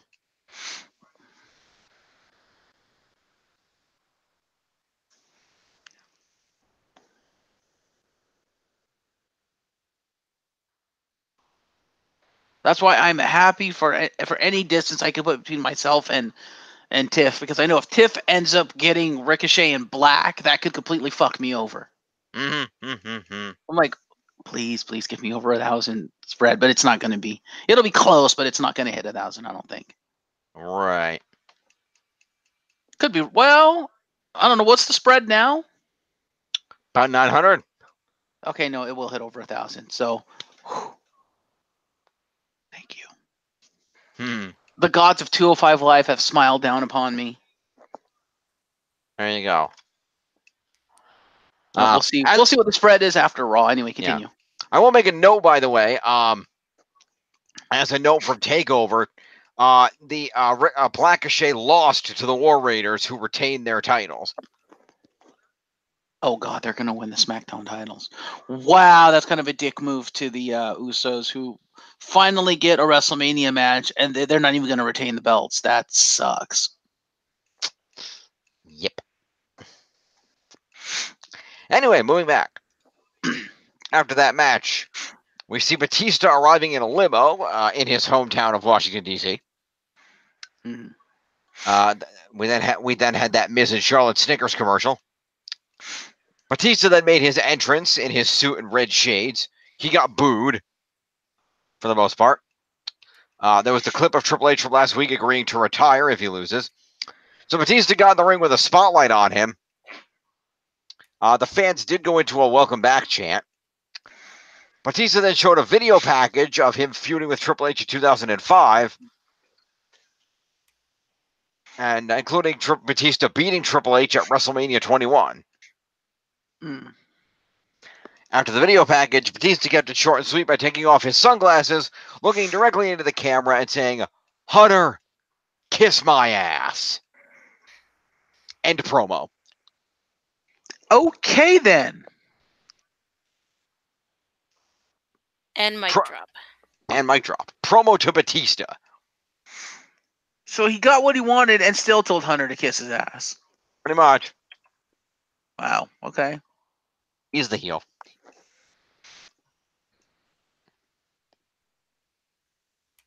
Apparently. Advertisements for more stuff coming up. Commercial break.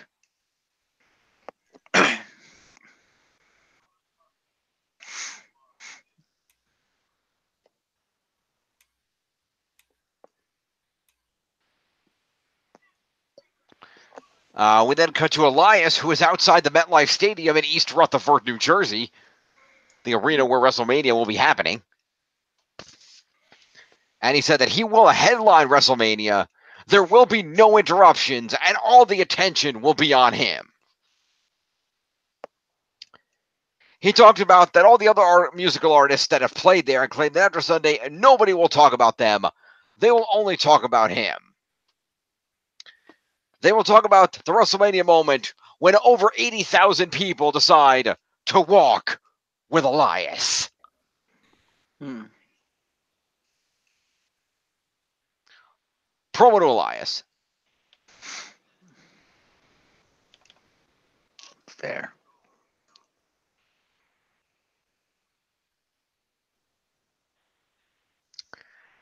We then go to the ring for Apollo Crews versus Jinder Mahal, in which Apollo Crews defeats Jinder Mahal with a frog splash in about a minute. Okay, then. Complete and utter squash match. It is worth noting that the guys in the Andre the Giant Memorial Battle Royal were surrounding the ring. I don't know who the hell they are. I'm not giving them points for this. Well, you will know who they are at the end of this program. Yes, but right now I don't, and I do not care. What I do care about is that Jinder Mahal got 5 points for showing his face on TV. 116. And then Apollo Crews gets 20 points for winning a match. He gets 5 points for being in. It's 25. And 1 point for winning it with a frog splash. It's 26 points to Apollo Crews. Fair. It is 36. 39. 245.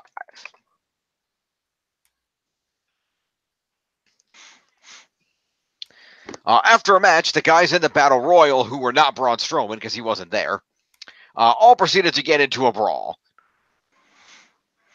Titus O'Neil cleaned house by throwing a bunch of dudes out of the ring. Jinder Mahal got back in the ring with the Singh brothers and tossed Titus O'Neil out. Apollo Crews then kicked Jinder Mahal out of the ring, and Sunil went with him. He then picked up Samir Singh and threw him onto Jinder and Sunil.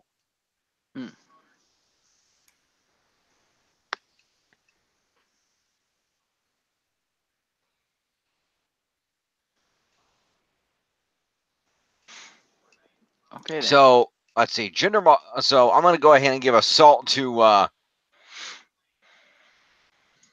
Mahal and the Singh brothers, and also Crews. Fair. And I'll throw some to Titus since he got his name mentioned.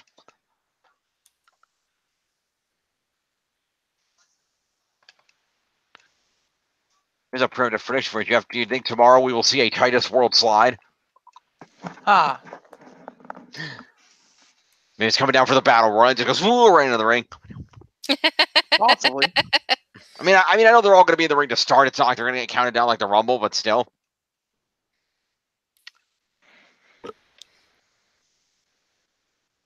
Well, someone could toss him out of the ring and then he tries to run back to get in the ring. Like if they toss him under the ropes or something. That could work.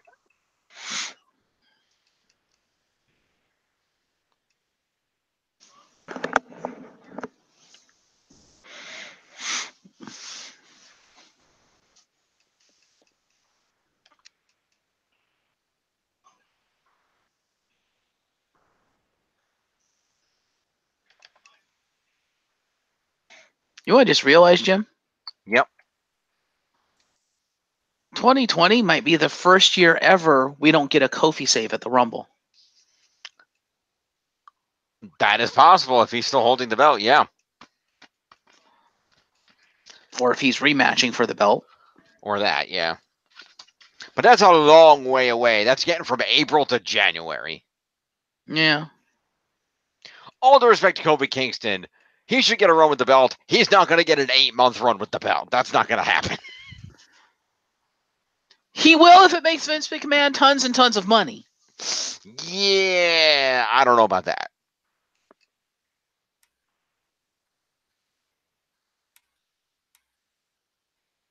Vince McMahon loves money more than anything else. Everybody knows this. That is true. And if the WWE fans keep bankrolling the XFL, Kofi will get a long-ass title run. We will see about that. Anyway. Mm-hmm. I didn't give anything that. Let me give Titus those points. I wanted to give Titus some assault points. Okay. Anyway, moving on. Commercial break. We come back and we're informed that gospel singer Yolanda Adams will be singing America the Beautiful at WrestleMania tomorrow night. Okay. That's cool. It wasn't mentioned, but she also happens to be the girlfriend of Titus O'Neil. Okay, then. So how about that? Mm-hmm. We then have Wait, girlfriend? I thought he was married. Evidently not. Because he has kids. Oh. I'll only tell you what John Kent wrote. Huh. Because he did get Father of the Year, so I know he has kids. Right. I do recall this.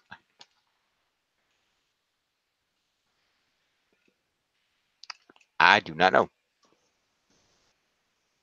Okay, then. Not that there's anything wrong with having kids and not being married.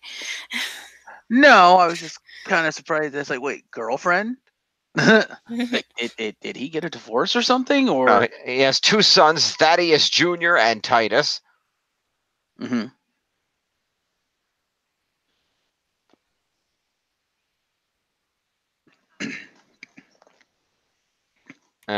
He won the 2015 The Dad Award for Celebrity Dad of the Year. I don't know. Doesn't say. I don't know. Just going to roll with it. Kurt Angle comes out. Fair. And Kurt Angle proceeds, has a big pop. The "You Suck" chants go off. And Kurt Angle said this is his last night ever here on Monday Night Raw. And he wants us to know how appreciative he is for the good times and the bad times. Angle said that he heard a lot of boos, but mostly cheers. And then from the bottom of his heart, he wants to say, thank you. The fans chanted, thank you, Kurt, back at him.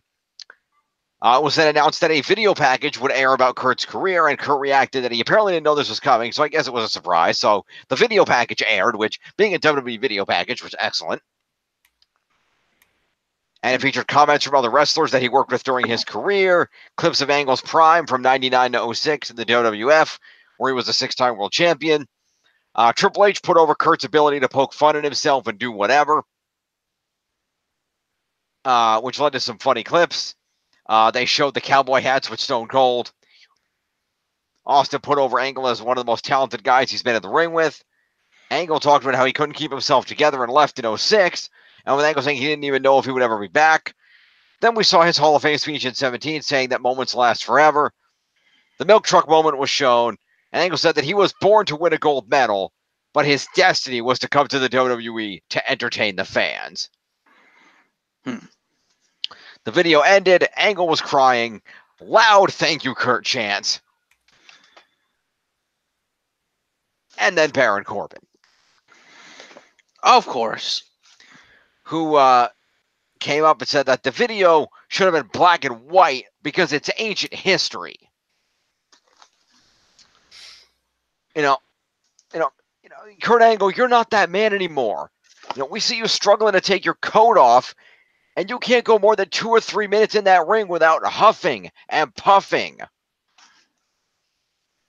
Simply put, you can't hold your own with the superstars of today. We are bigger, stronger, faster, and better than you. And I am sick of the fans saying that Kurt Angle deserves a better opponent at WrestleMania. Well, he does. A not overly loud, but definitely audible "We Want Cena" chant went up.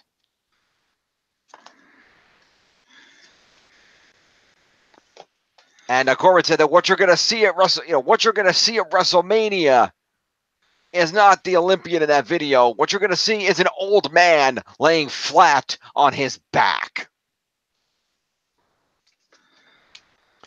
Angle replied that they're going to square off this Sunday, but since this is Kurt's last night on Raw, why not have an exhibition match right here, right now? Baron Corbin went down to the ring but did not get in it. Renee Young went out of her way to call him a scumbag. And Corbin asked where the intelligence would be from Kurt Angle in those 3 eyes if they did this tonight and potentially he got hurt before WrestleMania. That doesn't make any sense. He's just going to wait till WrestleMania. Booyaka, booyaka, 619. This led to Rey Mysterio, who was Kurt Angle's announced opponent for Raw. But Rey Mysterio said that somebody needs to teach you a lesson in respect. So on behalf of Kurt Angle, why don't you face me tonight instead? Baron Corbin then punched Rey Mysterio in the face and started attacking him. And while he was distracted, Mysterio went off the rope and hit a seated senton splash. Kurt Angle then grabbed Baron Corbin and hit him with an angle slam. And Angle and Mysterio hugged in the ring as Corbin slid out of the ring. And the Ray Corbin match was booked for this evening's main event. So that is a promo to Baron. Let's see, did Corbin actually? Because Corbin threw a punch, right? Yeah. So let's promo an assault to Corbin.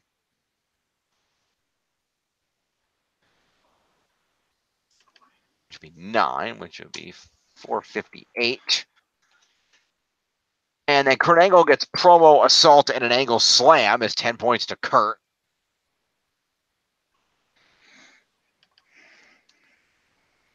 And Ray gets 10 for promo assault and the seated senton splash, formerly known as the West Coast Pop. So that's 10 points to Ray.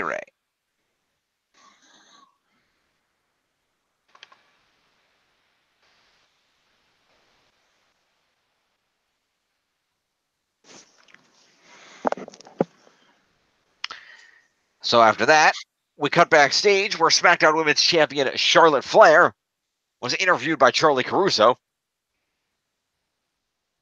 and said that Asuka was blindsided when Flair took her title and that she'll break Becky's leg and tap Ronda Rousey out. And that at winner takes all, it's going to be her that is the winner. And when Charlie Caruso asked whether Charlotte would lose her cool and potentially harm her chances, Charlotte replied that she's a professional and not a hothead like Becky Lynch or a loose cannon like Ronda Rousey, and warned that both women should stay the hell away from her. Woo! And a wink as Charlotte walked away. Promo to Charlotte.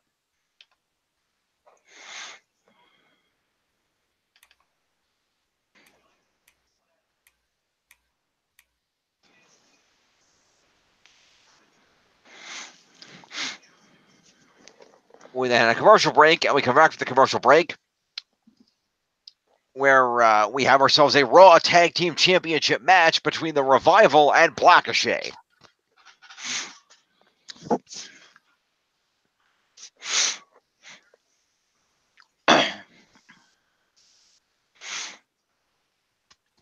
And Dawson hit a back elbow to the face of Black, and Wilder tagged in, and they basically double teamed Aleister Black for a little while. Aleister Black tripped up Dash Wilder and got a 2 count.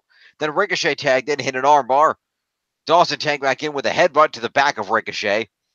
The Revival duo then isolated Ricochet, but he came back with a double hurricanrana. Aleister Black tagged in and got a knee to the ribs. Ricochet with a drop kick, and then a double team hip toss. 2 count from Black. Wilder went after Black, so Dawson wrenched a left arm against the ropes, and Aleister went to the floor for a break. After the commercial, the Revival were in control as Dawson grounded Aleister Black with an armbar. Black tripped him up with a kick to the legs, but Dash prevented the tag. But Ricochet managed to get the hot tag anyway. Then hit a forearm to Wilder, a neck breaker on Dawson, couple of near falls on Wilder, a drop kick onto Wilder into Dawson, Ricochet with a cover for the 2 count. Dawson got a cheap shot punch in by the ropes. Wilder picked up Ricochet and hit a gory special slam for a 2 count. Black went over to Dawson and pulled him off the apron, then sent him into the barricade. Sent Wilder into the barricade, then kicked Dawson. Dash hit an impressive tornado DDT off the barricade. Ricochet then jumped over the turnbuckle with a somersault dive onto everybody. Dash Wilder got back in the ring, and when Ricochet tried to get in the ring, Scott Dawson was hiding underneath the ring and grabbed Ricochet's leg out of view of the referee so that he could not get in the ring to answer a 10 count and was counted out.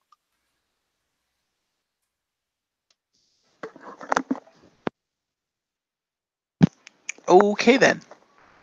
So the Raw Tag Team Champions retain via a countout. Alrighty.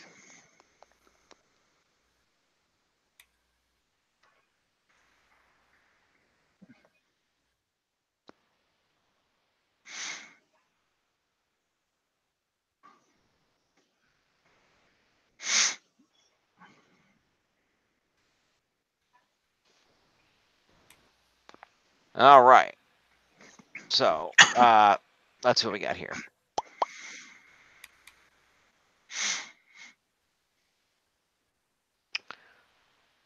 So after all of that, we've got ourselves, we'll do Black and Ricochet first. All right. Aleister Black gets 5 points for being in the match. And 2 moves for the, let's see, what is it? The kick to the legs and...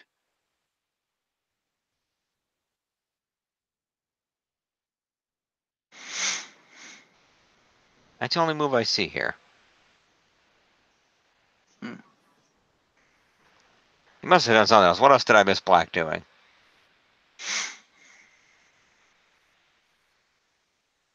Sorry, folks, I missed something here. Mm.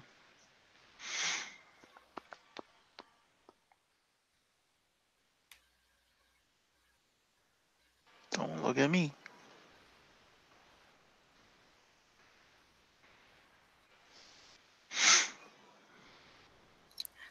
I don't think so. Looks like you just kicked them a bunch of times. Okay. Fair enough. I don't know why I have 2 there then, so we'll make that 1. So that's going to be 6 points to Aleister Black.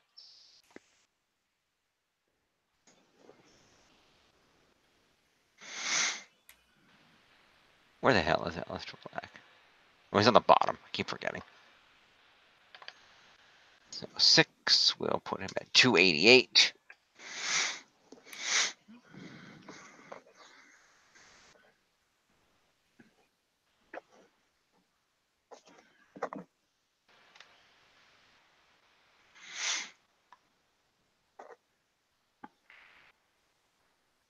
And then Ricochet gets 5 points for being in the match and 5 moves, including a gory special, a drop kick.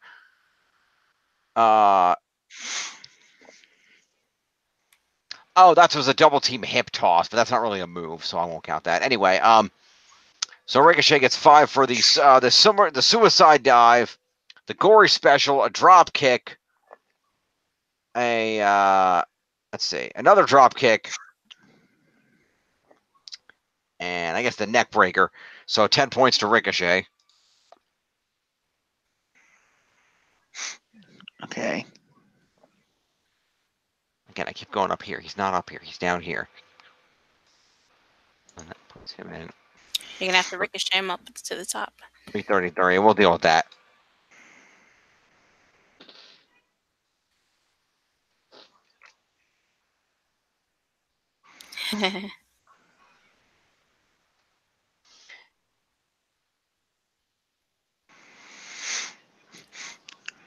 And then we have the champs. Being that this was a count-out victory, we're going to give, let's see. Well, no. Remember, Jeff, do they get full win points for a count-out victory? No, I think it's actually count out points. Let me see. Let's see. Count out win, 10 points. Okay. So we do have that right. Good. Okay. So in that case, Dash Wilder. So do they both get that or just the legal man? The legal man gets a count out win. I would say I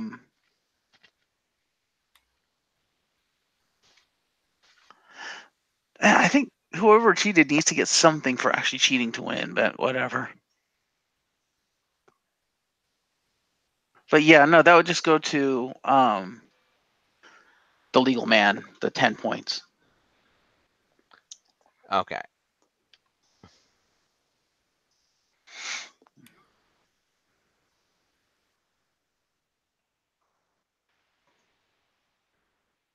Yeah. Wrong one, Reese. That Wilder was a legal man.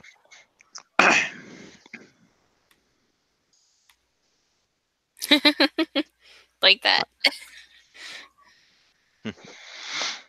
So you can drop Dawson down. He was the one outside the ring holding Ricochet's leg. Oh, okay. Sorry, because Reese and I have split scoring Raw, we co-scored in a Google Doc that we're both in right now.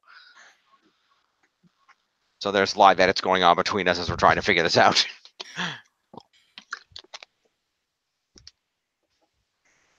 Okay, does that look good? That'll work. All right. So then Scott Dawson is going to get 5 points for being in the match. He's going to get...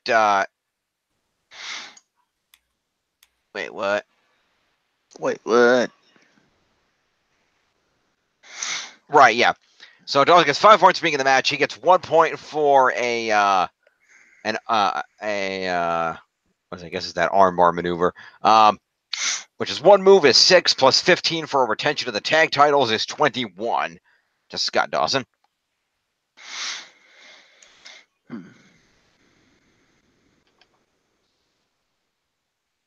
HP 9505 315.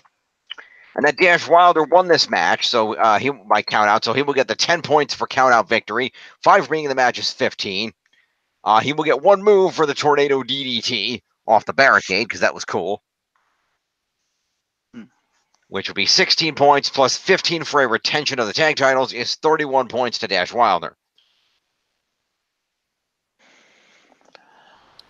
Well, all right there. 40 and 30 is 370. Bing, bang, bada, boom.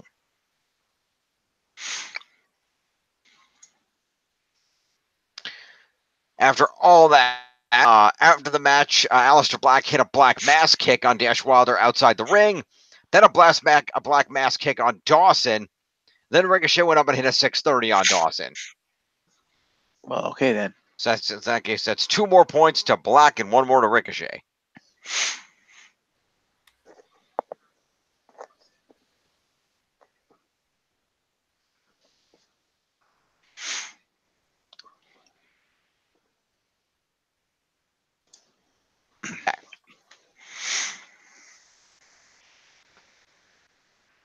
So after all of that, we see Ronda Rousey shadowboxing backstage and warming up. Charlie Caruso comes up to interview her, and Ronda said that she didn't care to talk. She was there to fight. And said that this Sunday is Judgment Day for Becky Lynch and Charlotte. But if they provoke her, then Judgment Day will be tonight.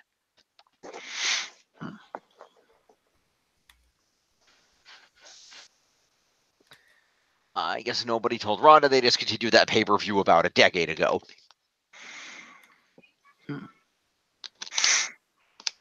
Get it? Judgment Day? But Yes, I know. I get it. Nobody laughed. Sad face. Just because we get it doesn't mean it's funny. Well, fuck you. Anyway, by the way, I didn't set this out, but I should explain, by the way. The main event is Charlotte, Ronda, and Becky in a 6-woman tag match against the Riot Squad. But if any of the 3 women on the face, well, quote-unquote, face team were to turn on her opponents, she would be removed. She would be removed from the championship match at WrestleMania. Okay then. So that was the stipulation of, can these 3 women coexist to maintain the main event? Finally, something different to just can these women coexist? It's like, no, you must coexist if you want to stay in the match. It's like, wow, it took WWE how many years to come up with that stipulation? Yep.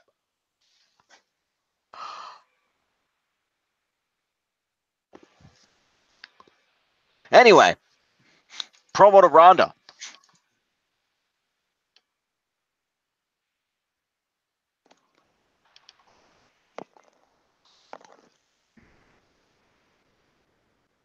All right, we then have a Hall of Fame commercial, more commercials.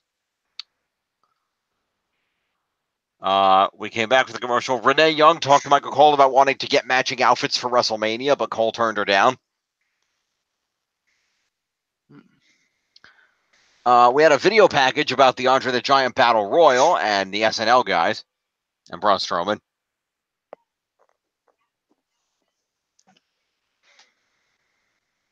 We cut to the back to Alexa Bliss, who was shown talking to Tyler Breeze, and she mentioned that she likes Breeze's new hairstyle. EC3 was also there with Breeze, saying that he was telling EC3 that. Bliss mentioned that some things happening at WrestleMania because of her, and EC3 laughed about Saturday's Weekend Update on SNL, saying it was great. Braun Strowman then showed up asking what they were all laughing about. So Breeze and EC said that their friends were watching clips from Weekend Update. Braun Strowman then walked up to 2 indie guys that were holding an iPad. He called them Michael Che and Colin Jost and told them to meet him in the ring or they will get these hands.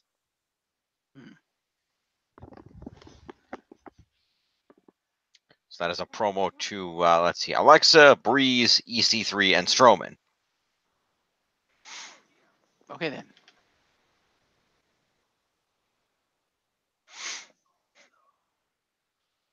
against Roman. EC3.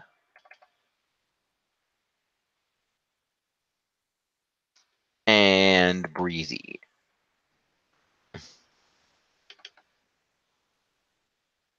All right.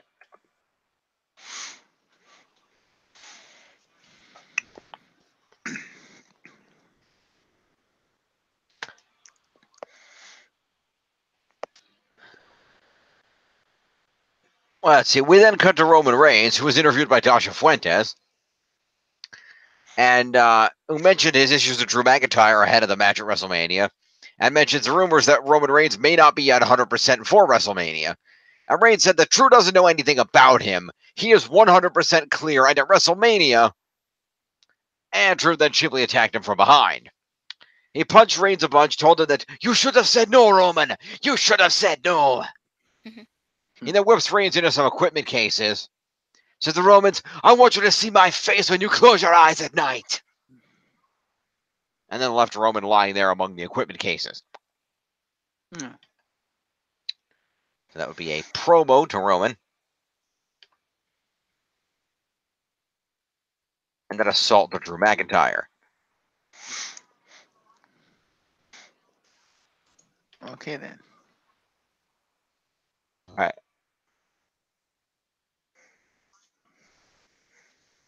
We then went to a commercial.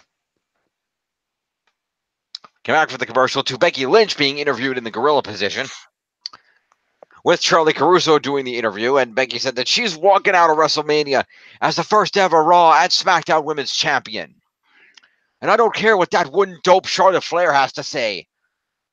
And I got into Ronnie's head months ago. And the thing is, when Rousey is untouchable, that's when she's at her most beatable. I know that I made an enemy of the McMahon family, but you know what? I've made it this far. I'm going to take both titles on the grandest stage of them all. And Rousey and Flair talk about making history, but I have no choice but to make history. So that's a promo to Becky.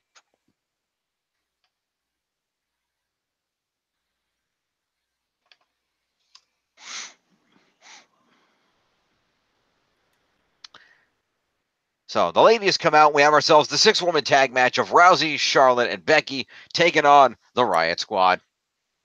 Charlotte started off with Ruby, and then Becky tagged herself in, taunted Charlotte to hit her, but she didn't do it.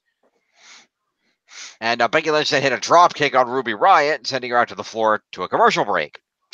We come back from it to Sarah Logan working Becky over hard with a whip into the corner. Becky came back with a forearm off the middle rope and then sent Sarah Logan out of the ring. Ruby Riott tagged back in. Becky Lynch kicked her. Sarah Logan then came back in and hit a running knee to Becky Lynch's face. Then applied a submission on Becky's legs.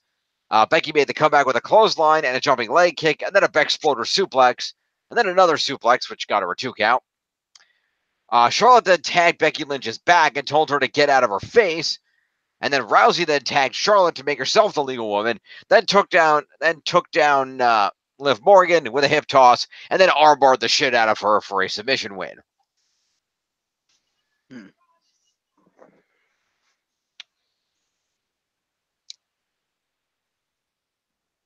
So I'm going to take a moment and score the match first before we cover what happened after. Yes, please do. Even though what happened after is just simply 9 points all around. Yeah, pretty much. So you may as well just score the whole thing. That way you don't have to break anything up with scoring, and you can just tell us what happened.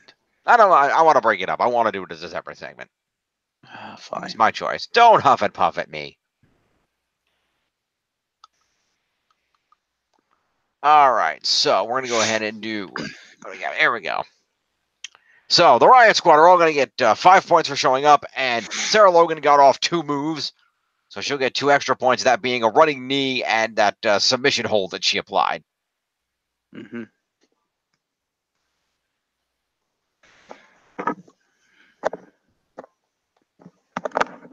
So 5 points to each. So 5 points to Ruby and Liv, and 7 points to Sarah Logan.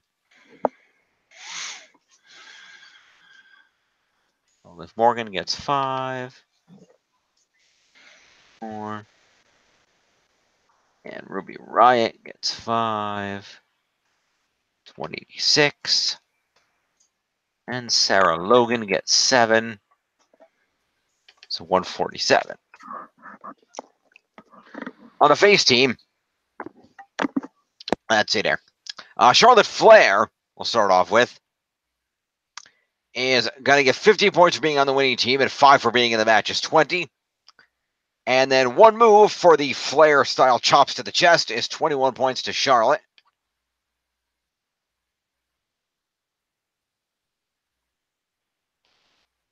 Two puts her at 302.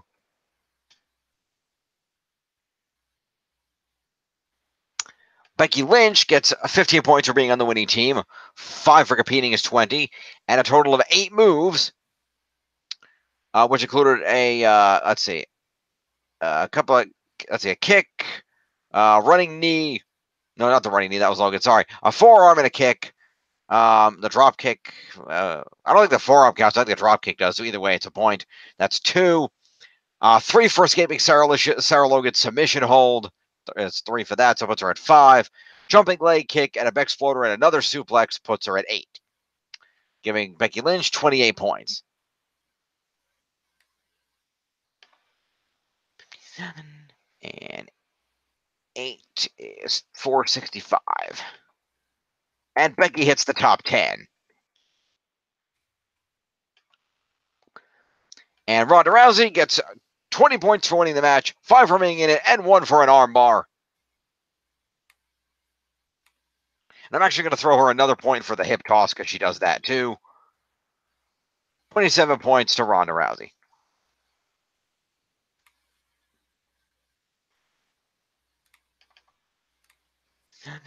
And 7 is 664. All right.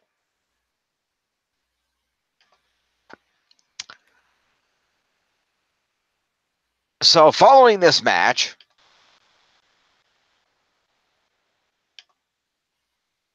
as soon as the bell rang, the 3 ladies started beating the hell out of each other.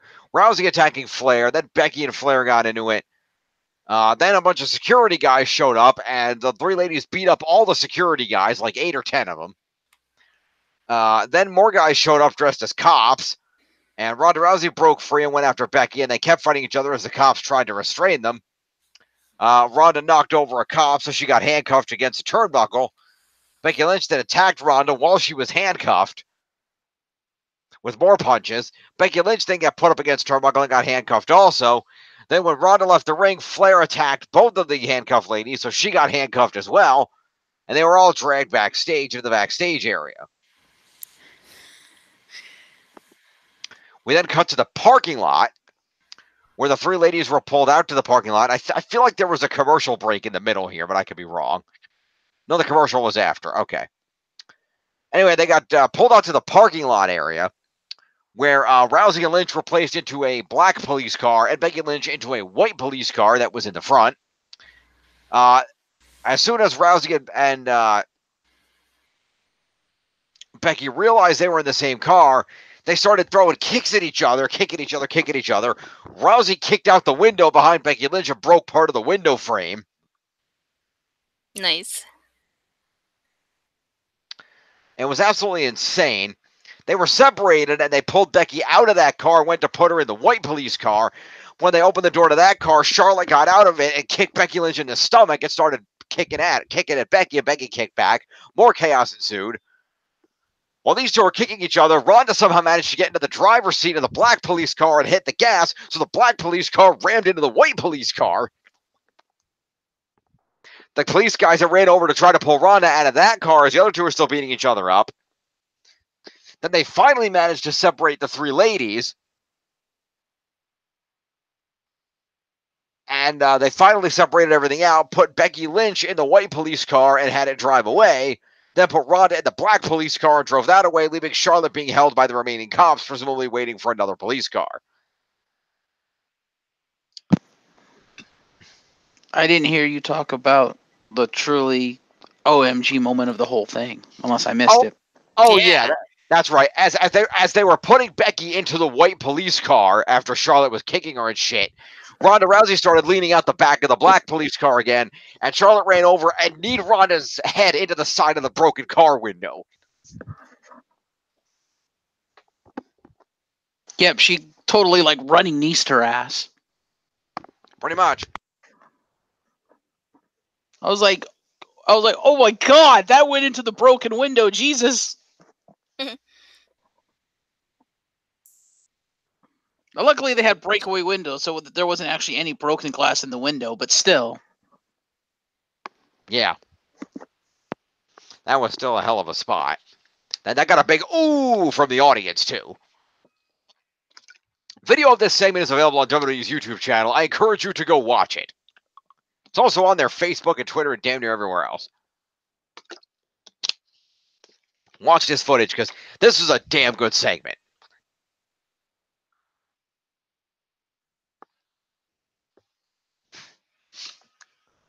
So that's OMGs and assaults to all three of those ladies for that segment. So that's 9 points a pop. 9 points to Becky. 74. 5 points to Charlotte. Sorry, 9 points to Charlotte, rather, is 311. And Ronda gets 9 points. Is 73. Okay. So we went to the commercial. We came back from the commercial, and we saw a replay of them getting arrested. And the announcers informed us that this was very serious, and that all three women were now arrested at being booked down at the police station, and that there was now a question as to whether these, whether these ladies would be free from jail in time for WrestleMania. And for that matter, Rousey was scheduled to be on the Today Show Thursday morning, and they didn't know she was going to be out of jail in time for that.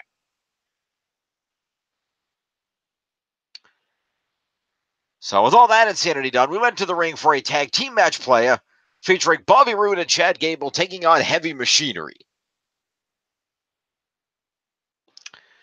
Shortly into this match, after Gable hit a suplex, and then Roode tagged in with a clothesline, Lacey Evans' music hits, and she comes out and does her little walk down the ramp and back up the ramp. So Roode applied a chin lock, Lacey left, and Heavy Machinery took control back with Otis with a hot tag, countered Roode's DDT, corner splash, caterpillar. Gable broke up the pin, took Tucker out over the top rope. Gable then went up for a top rope move, but Otis knocked Roode out of the ring. And Tucker and Otis then hit the compactor double team on Chad Gable for the win after about a 3-minute match.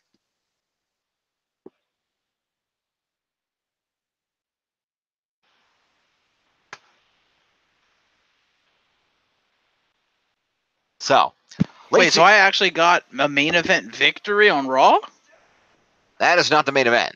I thought you said it was the main event. I did not. I said it was a tag team match. Oh. At no point did I say main event. Once again, folks, pay attention.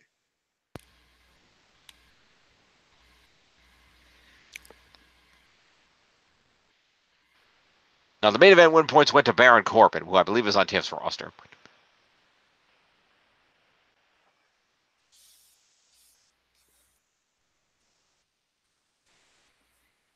That is correct. Okay. Anyway, so Lacey Evans gets 6 points for interfering in this match by interrupting it with her theme music walk down the ramp dealio.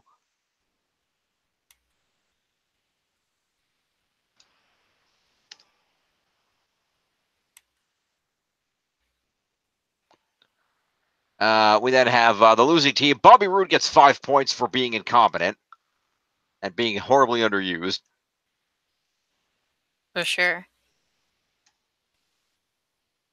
Chad Gable gets 1 more point for managing to get off that suplex, so he gets 6.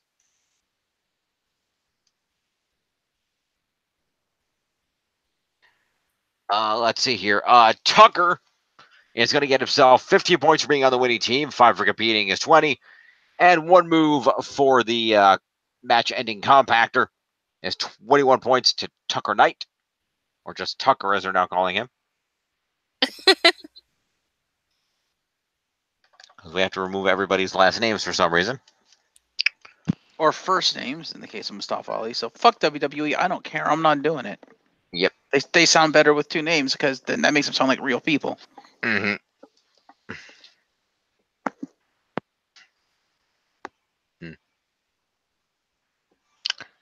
Tell that to The Undertaker. Anyway. Yeah, but that's not a name. That's a moniker. There's a difference. Yeah. Just like Triple H isn't a name. It's a ring name. It's a moniker. Actually, it's 3 names. It's Hunter Hearst Helmsley. Well, yes, but they shortened it to Triple H. It's like the difference between Superman and Kal-El or Clark Kent. Okay, then. Yep. Or Batman and Bruce Wayne. Anyway, Otis Dozovic won the match. Or just Otis, as he's now known. Where the hell is he? Down here. There we go. And Otis gets 20 points for winning the match. He gets 5 for being in at his 25. He gets 3 points for evading the glorious DDT. And then 3 move points for the Caterpillar. For the corner splash, the Caterpillar, and the Compactor. He has 31 points to Otis.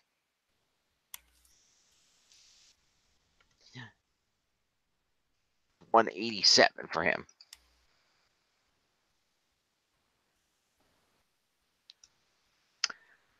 So, post-match, Bobby Roode looked really frustrated, so they're probably going to break Roode and Gable up soon. Thank God. Yep.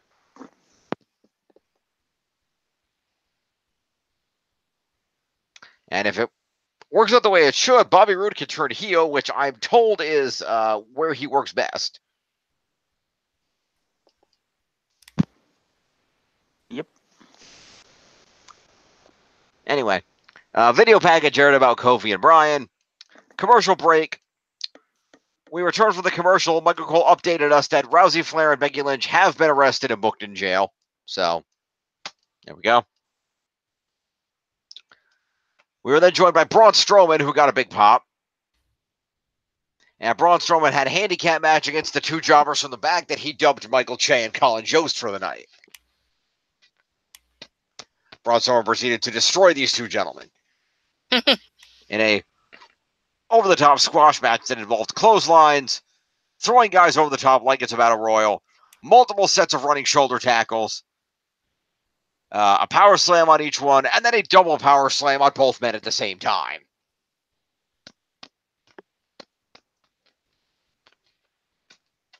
So this is the Braun Strowman shows off his immense strength match to make him look like a threat to win the Andre the Giant Memorial Battle Royal. Which, if he really is the new Big Show, I would say that he won't, but Big Show has actually won that match, so I can't make that joke.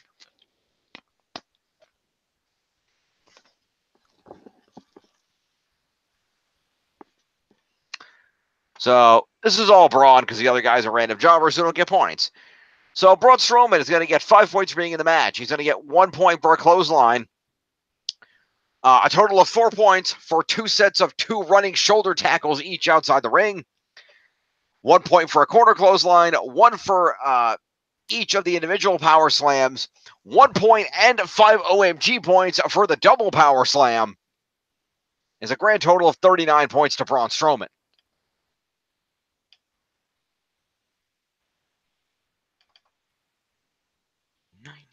And the poor interns get nothing.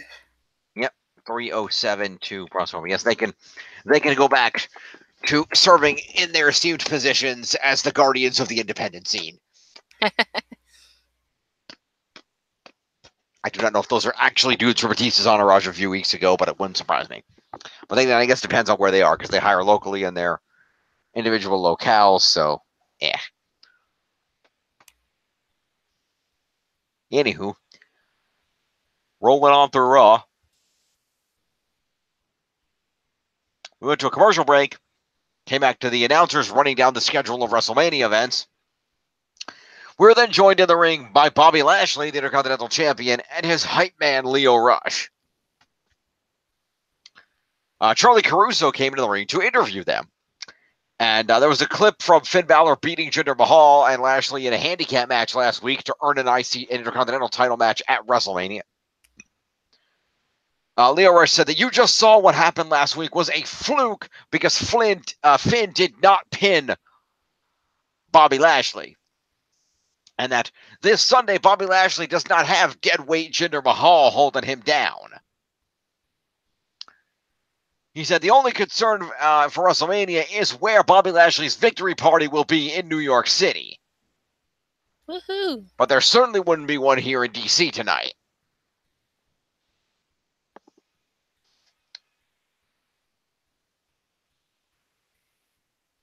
And then Charlie mentioned the rumors that Finn Balor may show up as the Demon at WrestleMania. And this led to Finn Balor showing up on the video screen as smoke filled up the room and said that at WrestleMania, my demon will be your nightmare. And Finn Balor then faded out of screen and then came back up on screen as the Demon. So Demon Balor at WrestleMania. Yay. So it's a promo to Lashley, Rush, and Finn Balor.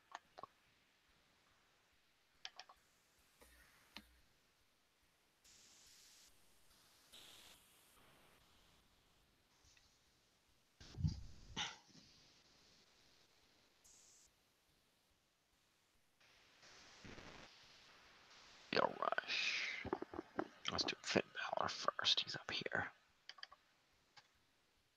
And Leo Rush.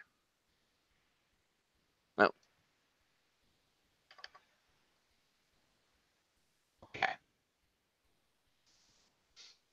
So next up we go to a commercial break. We come back to a clip from WrestleMania 33 in 2017 when Rob Gronkowski got in the ring and knocked over Jinder Mahal with a shoulder tackle to help Mojo Rawley win the Battle Royal. There's rumors that now that he's retired from football, he might be coming to the WWE, so we will see. They made the Intercontinental title match official. Rey Mysterio then entered for the main event. The announcers went down the WrestleMania card.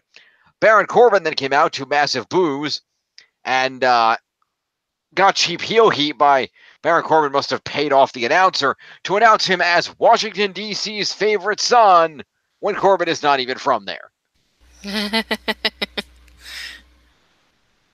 So that got cheap heel heat. And we then went into our main event match of Rey Mysterio versus Baron Corbin.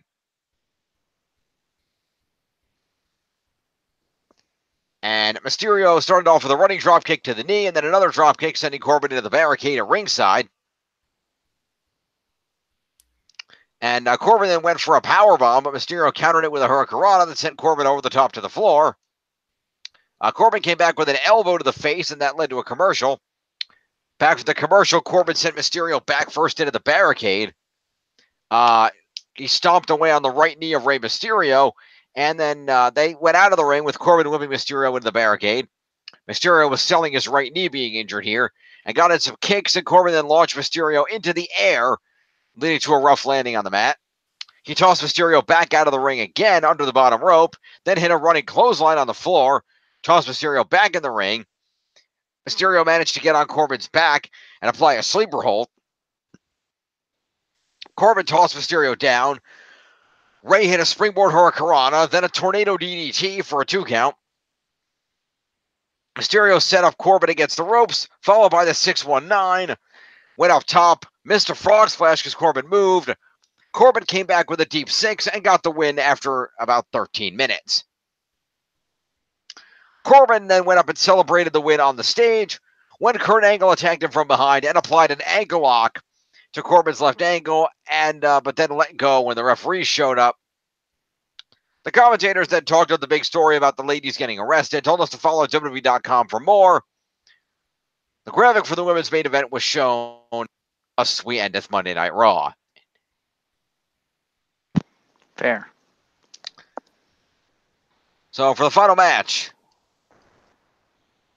Did we lose Risa? Nah, Risa Sonrisa está aquí. That means I'm here.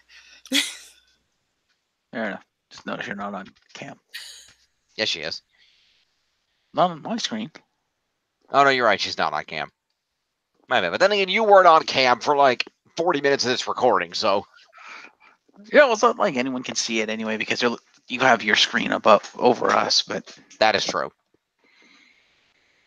My we're face on shot. cam now. Hi, people. Indeed. Anyway.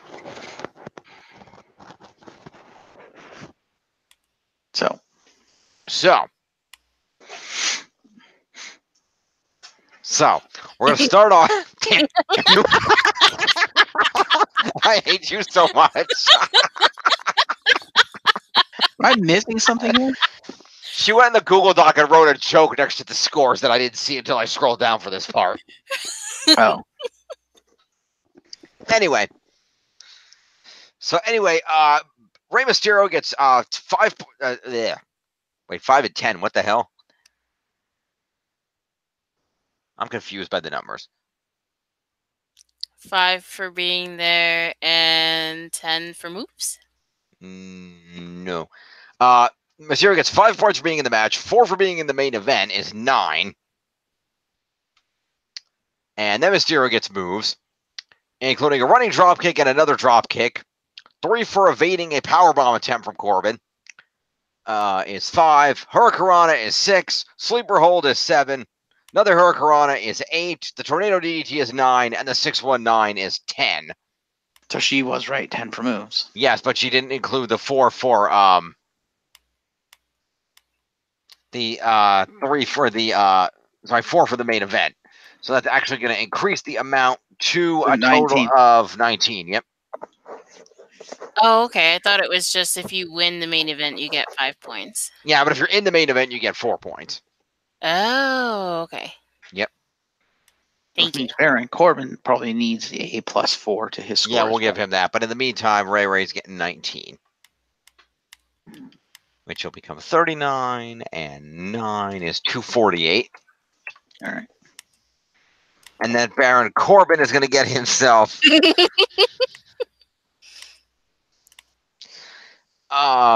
So let's see. 5 for being in the match. 4 for being in the main event would be 9. 25 points for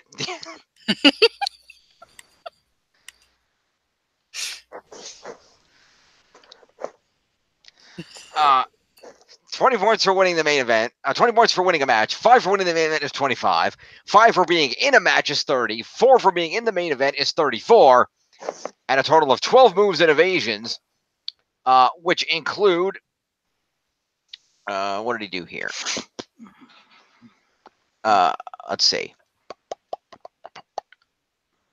Those don't count. We close on doesn't count. Where is this 12 points coming from? He's got a deep 6. He's got 3 for evading a frog splash is 4. 3 for escaping the sleeper is 7.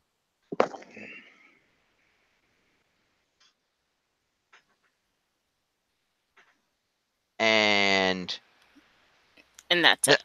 I'd say the running clothesline might count for 8, maybe. So I'll give him 8 out of that. I don't know where 12 is coming from.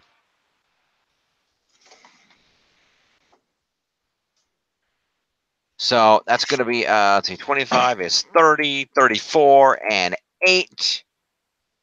6. Oh, that was still 42. Okay. 42 points to Baron Corbin. And then the 4 for being in the match. I already added it in. Okay, thank you. Because he lost 4 moves, but he gained the 4 for that, so it broke even. Gotcha. Well, to the happy totals. Yeah, well, let me put Baron Corbin's points in first. How about that? I thought you put it in already. 98. What's Baron Corbin at 502? God damn.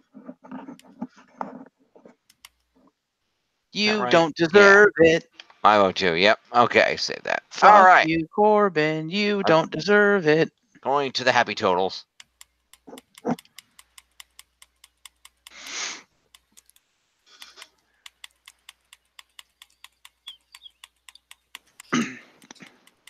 And we've got ourselves in the lead at 93-24 is still the extremely legit Yes Movement, followed by Tiff at 85-37. So that gap is now, let's see, that's about a little under 500 points. That's a little over 300. So the gap is about 800 points. little under 800 points. Hmm. And I'm still way back at 62.33.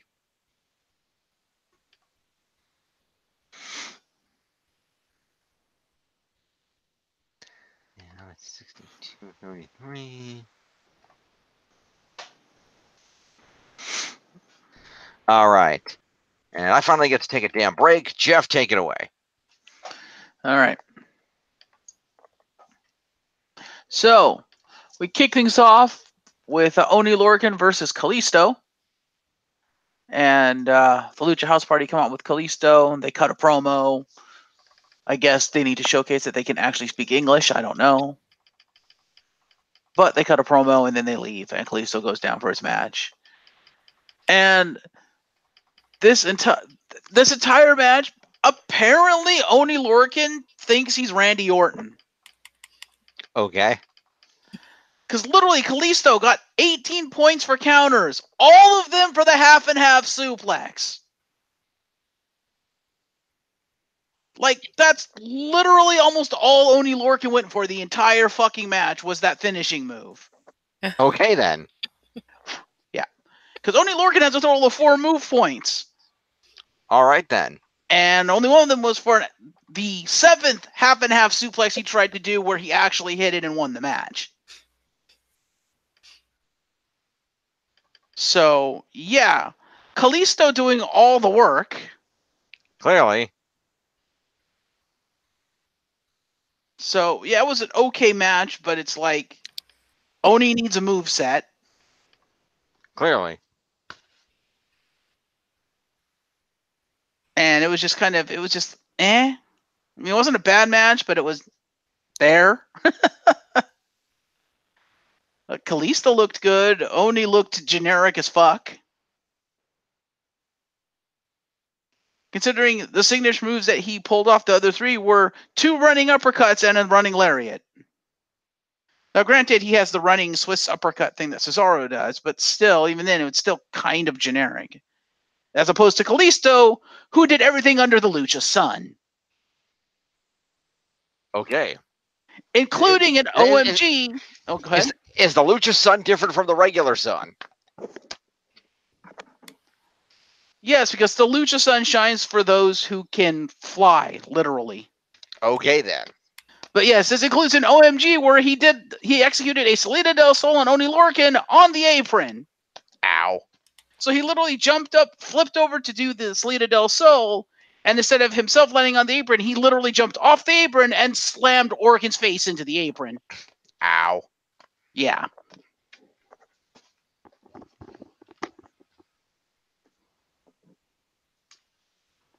Yes, Kalisto showing why he's actually the better wrestler between the 2 of them. Clearly. So, we have the Lucha House Party with a total of 10 points for accompaniment and promo. Since they did, in fact, come out with him. Who did? The Lucha House Party. Okay. Lucha, Lucha, Lucha. All right, so that would be, let's see here. Go over here. All right, so which 2 am I doing again? Lindsay and Metalik, the 2 that All didn't right. wrestle. All right, hang on.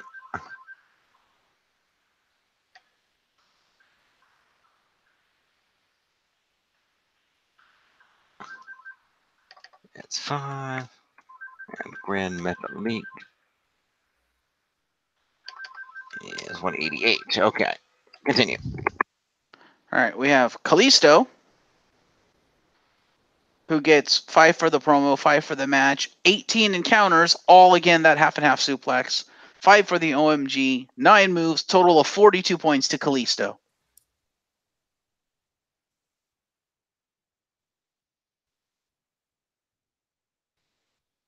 And Jim has told me to continue even though he's clearly gymming this video.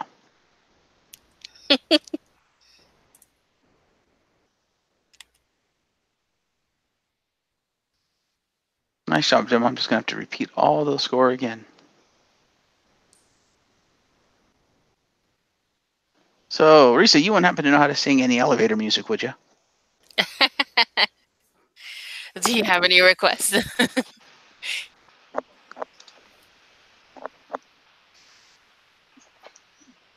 What the hell? Well, that was weird. What happened? I don't know. Jim's screen went kind of black for a minute there. Oh. There's a little black square on the screen. Apparently that's what happens upon minimization now. You dumbass! You minimized it again? I just clicked it to open it and it went down accidentally. All right, what are the next points for the people in the match? I told you when you told me to continue, which apparently you didn't mean to continue. Well, I thought you were going to keep talking. I went to grab the phone because it was ringing. I did keep talking about the scores because that's what we were doing. Well, excuse me, princess. What are the scores? So Kalisto gets 5 for a promo, 5 for a match, 18 for counters. Again, all of them have to have suplex. 5 for the OMG, 9 moves, total of 42 points to Kalisto. Yeah, it's 52 and 7 is 359. And your winner, Oni Lorcan, all the way at the bottom of the screen there. 5 for a match, 20 for winning the match, 6 for a couple of counters, and 4 moves is a total of 35 points to Oni Lorcan. Okay, 84. That's 94. 04, 14, and 5 is 119. All right. Then we cut to DM the GM's office, and Cedric Alexander walks in and is basically like, "What the fuck? You gave my match to Kalisto. Fuck you, dude." And DM the GM is like, "I did that because you're clearly not at 100%, and I'm not going to put you out there at 100% because you are the workhorse of this brand. You are I think he called him the franchise player of 205 Live, and I'm not about to jeopardize that shit. So get your ass out of here, get some rest, and when I feel you're 100%, then you'll get your match against Oni Lorcan." And Cedric kind of gives him this dirty look and is like, "All right, fine, whatever," and leaves. Which is really hilarious that he's doing that. Why? Because it means the GM has not learned a goddamn thing. How so? He's talking about a workhorse at 205 Live, yada, yada, yada. Yeah, you want to keep 205 a relevant brand in DM the GM? You should probably stop doing that because look what happened to the last guy you pulled that shit on. He decided you were going to pull that shit on him. He was going to up and fucking leave and go to a better brand. True. So unless you want Cedric to leave and go to SmackDown Or Raw. or Raw, Yeah, and Cedric looked pissed, so I don't know if they're like planning a heel turn for Cedric and where he's just gonna completely just destroy DM the GM for being an incompetent prick. I would advise him not to do that, or he's going to get the wrath of the AOP on his ass. So the most relevant guy on 205 Live versus people who don't rate enough to even be on TV. Well, one of them was injured. That's true. So now would be the perfect time to do it because he'd only get wrath of half of AOP. That is true. But anyway, 5 points to Cedric for being pissed. That's fair. Whoa. The hell? There we go. But yeah, I have a feeling some shit is going to go down next week between Cedric and Oni. Because I don't think Cedric is going to stay at home. I don't think he's going to wait. I think he's going to beat the shit out of Oni Lorcan. That And anyone that gets in his way. That would not surprise me. Because this is the age of aggressive Alexander. Do you think he will show up and beat up Oni Lorcan in the Andre the Giant Memorial Battle Royal? Is he in the Battle Royal? I don't know. We haven't checked the list yet. That's coming up. No. Because if he is, I can see Cedric just putting himself in the Battle Royal. Yeah. So, we cut to the stage where Tony Nese is being interviewed by the interviewer for all of 1 minute before Buddy Murphy jumps him and beats the shit out of him. Okay, then. And the security or whatever comes out and breaks them apart, and they're trying to scrap at each other. Buddy Murphy rips Tony Nese's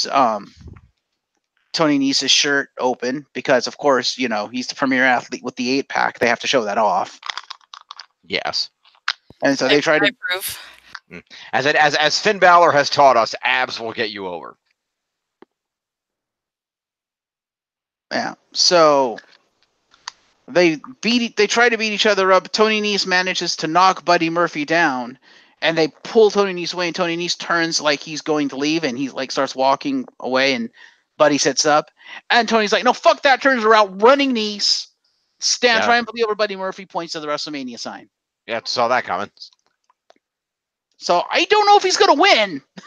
Yeah. Because he just beat the shit out of Buddy Murphy 2 weeks in a row right before WrestleMania. Yeah, we'll see. I want him to win. I hope he wins, but I don't know if he's going to win. He needs to win, but God, they made him look like fucking Superman. Okay, well, we'll see. So, points. So, 4 to Buddy Murphy for an assault. It's about 288. 10 points to Tony Nese for a promo, assault, and the running knees. That's going to put Tony Nese at 309. All right, then we go to our main event. Okay. Akira Tozawa with Spanky versus Mike with Maria. Okay, then. And Spanky looking badass. Because Spanky decided this time he was going to look like a normal person and actually came down with a standard leather jacket, looking like a badass. Okay, then. Yep. It's like, no white stuff, no color stuff, just straight up leather. It's like, yes, that looks awesome. Okay. It would not surprise me if for once that was actually his coat. But anyway. Yeah. So, it's a pretty damn good match. Tozawa does all the work. Because, yeah, Kanellis is basically Akira's bitch the entire match. Let's call it like right. it is.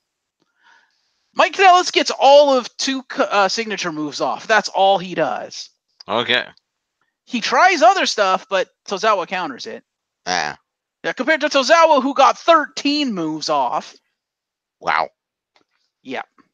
And that doesn't even include the 1, 2, 3, 4 moves that Mike countered. So, yeah, Tozawa doing all the work. Do we figure out what their hand gesture means yet? I have no idea. It's like a double 4 horseman thing. Okay, then. Also, I found it funny because they do that during their entrance. Mm-hmm. Akira and Spanky came out and did it to mock them and made it look better. Okay, then. Because go ahead. What actually is it? It's just this. They go, Well, I can't see. Hang on. Let me see you on screen. Okay, do it. Like that? Yeah. Okay. I don't know. Mike's on the turnbuckle because he gets up on the turnbuckle doing Maria standing outside the ring and does it. But when Tozawa and Spanky came down, because obviously they weren't in the ring, because obviously Mike was in the ring. So you have Tozawa standing in front of Spanky, and they both like doing this, and it looks awesome because it looks like I don't know, it looks like the fucking DX intro from the video game. Okay, then. With Triple H going behind Shawn Michaels. Yeah. It looked cool. But so yeah, they did that to mock them. And like I said, made it look better. And it's basically Mike trying to get offense and landing a couple of hits here and there. Like, he gets an offense, but it's none of its signature. It's just, I'm going to forget I know how to wrestle and just try to punch you a lot. Mm-hmm. Also, I don't know if I like Bald Mike. Because he's got this really big bushy beard, and I'm looking at him, and all I can think is anorexic Triple H. Because he's got old man Triple H beard, the big bushy beard. Right. I'm just like, no, Triple H does it better, and he's probably 20 years your senior, dude. Right.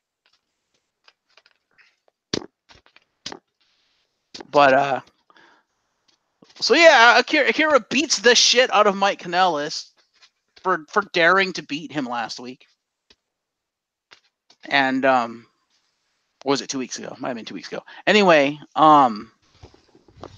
so it gets to a point where Mike Kanellis gets him into one of those pins where he sits on him a little bit, the kind of heel pin where he sits on him and then reaches for the ropes for leverage. And, okay, then. Where he's like this. He like sits on him and then reaches for the rope like that, and he's like sitting on his legs. He's got him folded up on his back. And he's reaching for it, and he's realizing he's not quite close enough to reach the ropes. And so, and mind you, this is after he's sucker punched Kendrick. For daring to check on his friend. He's like, no, boom, you don't get to check on your friend.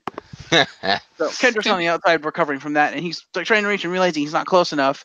And so Maria, behind the ref's back, because the ref is going down to make the count, reaches out to grab Mike's hands. And at this point, Kendrick has recovered. So you have the corner of the ring like this. Maria's over here. Kendrick is over here. The pin is happening here. So Maria's reaching up. Kendrick recovers and kind of half slides into the ring a little bit, trying to get the ref's attention. Like, hey, she's grabbing his hand. She's grabbing his head. And the ref's like, what the hell's going on? And like, shoots Kendrick away and then turns around to look at Maria, who backs off. And he's just kind of like, what's going on? And meanwhile, Mike Kanellis is still sitting on Tozawa, saying, come on, ref, you need to count this. And all of a sudden, Tozawa kind of like flips over and rolls him up with the almighty roll-up for the win. Nice. As the faces retreat up the ramp, and Mike can't believe it. Mm. I would also like to say at this point, I love the announcement, the commentary team. It's perfect. Nice. Because you have Nigel McGuinness, who's just the straight-up heel, and you have Aiden English, who's the straight-up face, and then you have fucking Vic Joseph in the middle, who just doesn't know what the fuck is going on. It's brilliant. It's the perfect three-man team. Nice. Because you literally have Nigel McGuinness basically talking up Mike Kanellis and saying, oh no, he didn't cheat. What I saw was Mike Kanellis putting up his legs and pitting Akira Tozawa clean in the middle of the ring. And you have Aiden English, the face, saying, the fuck match were you watching? Like, no, clearly his wife got up on the apron and distracted Tozawa. So you have this great back and forth between Nigel and Aiden, this heel face thing, and it's just like, this is what commentary should be. Not Michael Cole, who doesn't know his ass from a hole in the ground. Mm. And Corey Graves, who can't decide whether he wants to be face or heel. Mm. So that's what's great about Corey Graves, though. He's not face or heel. Corey Graves is just simply, I am a good commentator, and I'm going to support the people that I like, regardless of whether they're face or heel. And I'm going to hate the people I don't like, regardless of whether they're face or heel. And you can choose to agree with me or not agree with me. And I think that works great because he can sometimes agree with that talk up heels like Roman Reigns and stuff when he agrees with them. But if there's a face he doesn't like, he has no problem talking down faces he doesn't like. And then if heels are doing heel things that he likes, he's more than happy to talk up heel things or talk down heel things if he disagrees. It gives him this great range. I think it's really good for him. It is, but it only works if if the rest of the commentary team complements that shtick. And unfortunately, that commentary team doesn't. I mean, Renee is great at what she does, but again, she kind of flip-flops too. It's like you can't have an entire commentary team that doesn't know whether it wants to be face or heel. It doesn't work that way. Honestly, I don't think it really matters as long as they're on opposing sides of the match. It doesn't really matter which sides they are. I suppose. I don't know. Just get rid of Cole, goddammit. Yeah. He doesn't add anything to it, and in fact, he destabilizes that entire team. Whereas you have the perfect balance at 205 Live, because you have that face heel, and then you have Vic Joseph, who's the flex guy, basically. Mm-hmm. Most of the time, he's face, because nobody likes Nigel McGuinness. Right. I will say that is one thing I do like. I think Corey Graves works better on SmackDown, though.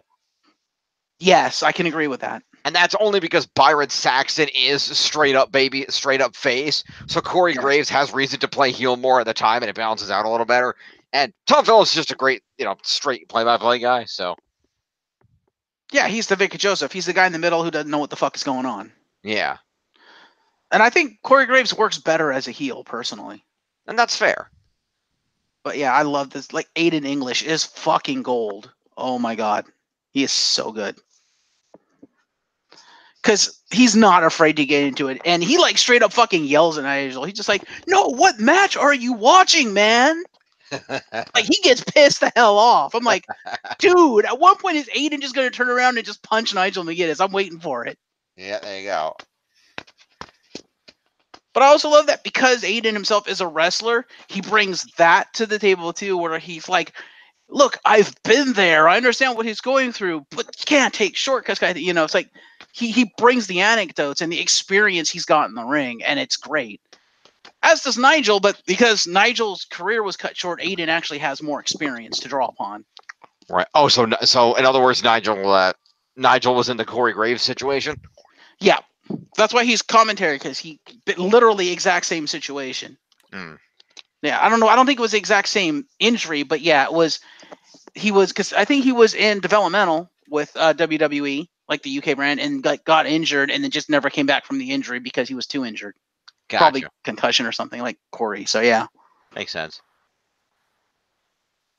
and No, Corey's is a concussion. Corey's his neck injury. fair. Yeah, I don't know. I don't remember what injury he had. I just remember reading that he got injured, and I was like, oh, he was actually a wrestler. Well, that explains a lot of what he says and like his experience. But it's obvious Aiden is the more experienced one, primarily because, well, he still wrestles. Or at least he can wrestle. I don't know if he does dark matches or not, but like his career's not over. He's just got nothing to do at the moment. And I love also that I love that Aiden English is self-deprecating. I think that's awesome too.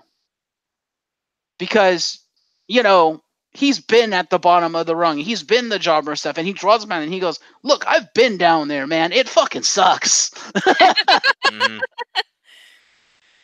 But you can't let that get hit. You got to pick yourself back up, and you just got to fight. And stuff like that. And I'm just like, I love that he just draws upon his experience of being the shittest wrestler on the roster in his commentary. About like not getting pushes and, getting stuck with shitty tag team partners and stuff like that. So yeah, I love Aiden English. I think this is perfect for him. I would love to see him in the ring wrestling again. He probably will, but I think this is fucking perfect. Mm-hmm. So you have Maria and Kendrick both getting a total of 11 points for accompaniment and interference. Let's see. How many for appearance and whatnot? 11 for accompaniment and interference to Maria Kanellis and Brian Kendrick. Okay, 11 to Maria is 98, which is 108. And Spanky, 11 is 80, no, 96. Okay.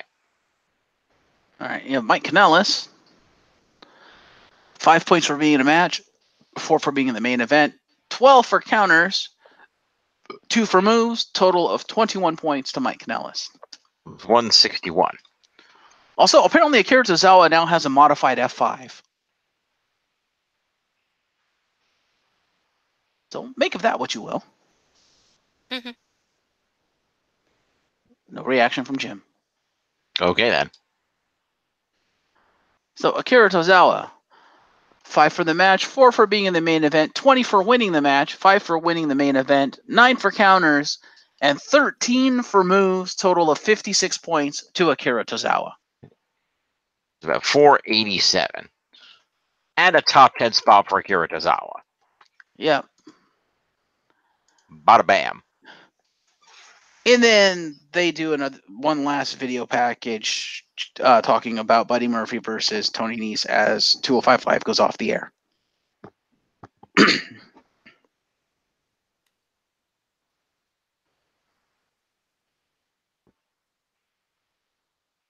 So, totals.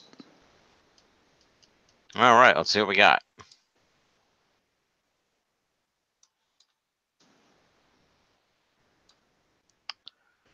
Data save. All right. The totals going into WrestleMania are the Extremely Legit Yes Movement at 94.43. 85.51 for the Rowdy Last Kickers, and I'm back at 62.70. So just to run that real quick, let's see. You need to pray to the gods that Tony Nese actually wins at WrestleMania. Okay. Well, it'll get you points anyway, because new title. True. Wait, I don't have Tony Nese. I thought you had Tony Nese. Oh, she has Tony Nese. God damn it, she has the entire match. What the fuck? Anyway, the gap is currently 892 points. Just for the record. Okay.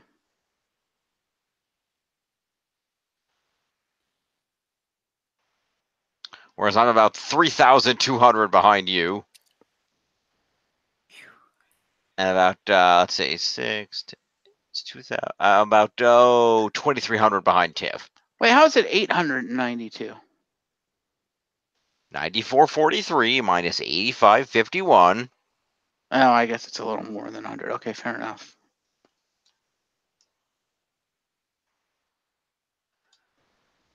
Once again, I don't know how we looked into the one Asian that can't do math.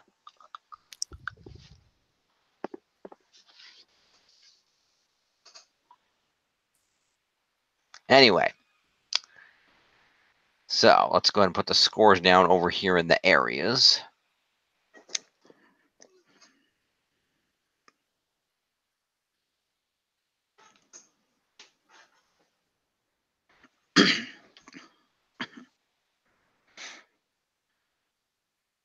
All right.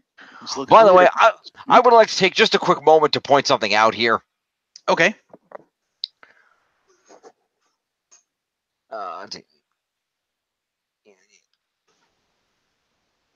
I would like to point out.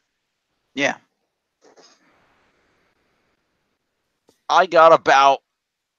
Let me hear. Let's see. Hang on a minute. No.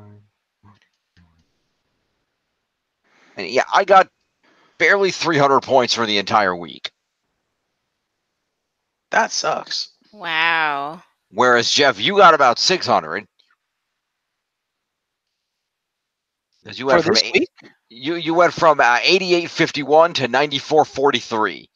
Oh, okay. Oh, yeah. You got in the neighborhood of about 600 points, and Tiff, as of last week's 205, went up about 500 points even. So 3, 5, and 6 were the point spreads over the course of this week, approximately. Yeah. Well, it doesn't help that Undertaker's not doing anything this year, apparently. No, apparently not. Unless he interrupts Elias. But you're getting all the Miz Shane points, at least. That is true. You have that entire feud. Yep. And it helps that the big dog is back, so you're getting all the big dog points. I'm going to get his match. I've got the possibility of Ray winning the U.S. title. I've got the possibility of Kofi winning the WWE title. And you have Natalya and the Glamazon. You have Pinup Strong. I have Natalya. I don't have Beth Phoenix. She's still down at the bottom. We haven't assigned her. Well, she would go to you because you have Natalya. Yeah, if we did Default. that. Yeah. It also didn't help that they put Aiden English on 205 Live.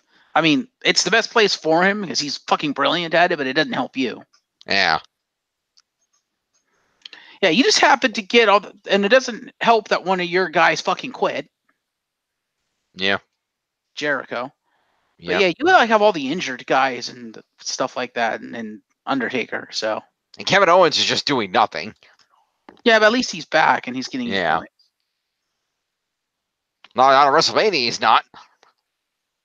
Unless he's in the Battle Royal. He'll probably end up doing something at WrestleMania. With how much he's complaining about it, I can guarantee you he's going to do something. Yeah. TJP got fired.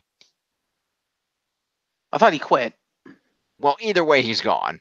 Yeah. I definitely lost him. I lost him. But I'm in the same boat with you there because I lost to Tommy. I mean, yeah, he has far more points, but he still quit like halfway through the season. Yeah, but you got plenty of other people with points to make up for that. I don't. Yes, I do. I have 5-point Maurice. I have 3-point Primo. I have 0-point Sami Zayn, who's still not back. Yeah. I got Undertaker again with no points. Well, Stephanie doesn't really do much anyway, so that's to be expected. But no, but you have Shane, who has a whole butt ton of points. True. Epico and Primo not doing a goddamn thing. You also have Kurt Angle, who has all the points. Kurt Angle has good points. Bray Wyatt's not back yet, despite being perfectly fine. Mm-hmm. And you have the New Day, who's fucking meteoric right now. True. At least Kofi is. And also didn't help that half the AOP is injured, so you kind of lost out on them. I've got Bobby Roode and Chad Gable, who are our useless tag team. Yeah, but they still got decent points. I got Borg Laser, who never shows up. Yeah, but you have all his title retention points. He has all 124 points. Yeah. Whoopity-doo. So you're the Anyway. one who wanted Bork Laser. I wanted Borg Laser at the beginning of the first season, and I've been stuck with him ever since. It's a good thing we're doing a draft then. Not complaining. I like when he wins the Universal title, but yeah, I might not end up with him after this this draft coming up, but we'll see.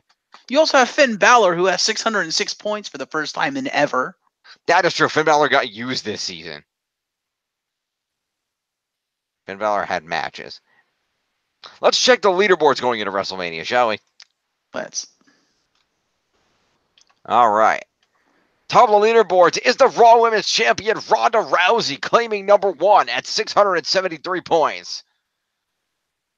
In second place, we have the WWE Champion Daniel Bryan, 641, followed by the Scottish Psychopath Drew McIntyre at 607. Mm-hmm. The Demon Finn Balor coming in at 606, followed by the U.S. Champ Samoa Joe at 544. Balor also number 1 contender to the IC title, by the way. Seth freaking Rollins, number 1 contender to the undisputed, the Universal title at 537. Baron Corbin getting himself in there at 502.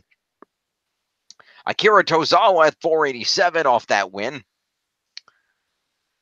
1/2 of the women's tag team champion Sasha Banks at 478, and her partner Bayley rounds out the top 10 at 477. Yep. Wow. So your best guy is Finn Balor. The next one down is Kofi Kingston. At 17. Ouch. 8. Come on, Kofi. Oh, okay. Actually, no, that would be 16, wouldn't it? 16. Yeah, that'd be 16. Oh, Kofi will get you a whole mess of points, dude, because he's winning that match. There's no way they're going to have Bryan win. So If Bryan wins, there's going to be worse riots than when Bryan lost. Like if they thought the Yes Movement was bad, just wait until Kofi loses. It's going to be worse. probably. The Miz is down here. He's going to get a nice boost off of his match against Shane O'Mac. That Kurt and Elias down here, they could do something. We'll see.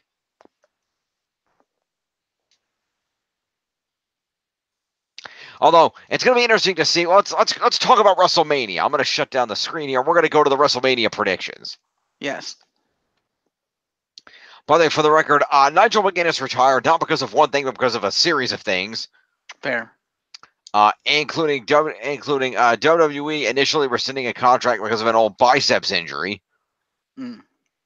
and ending his TNA career when he contracted hepatitis B. Hey. Also, at one point in his career, taking a let's see, what happened here? Where was this? When he departed ROH.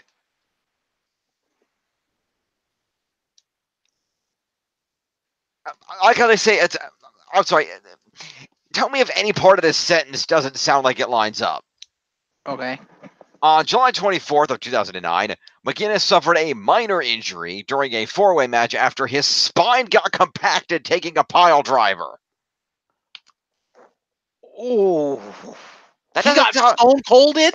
he got Stone Cold. That doesn't sound minor. No, that sounds like Stone Cold Steve Austin, like career-ending injury. Ow! That right there, spinal stenosis, dude. That is not minor. Ouch.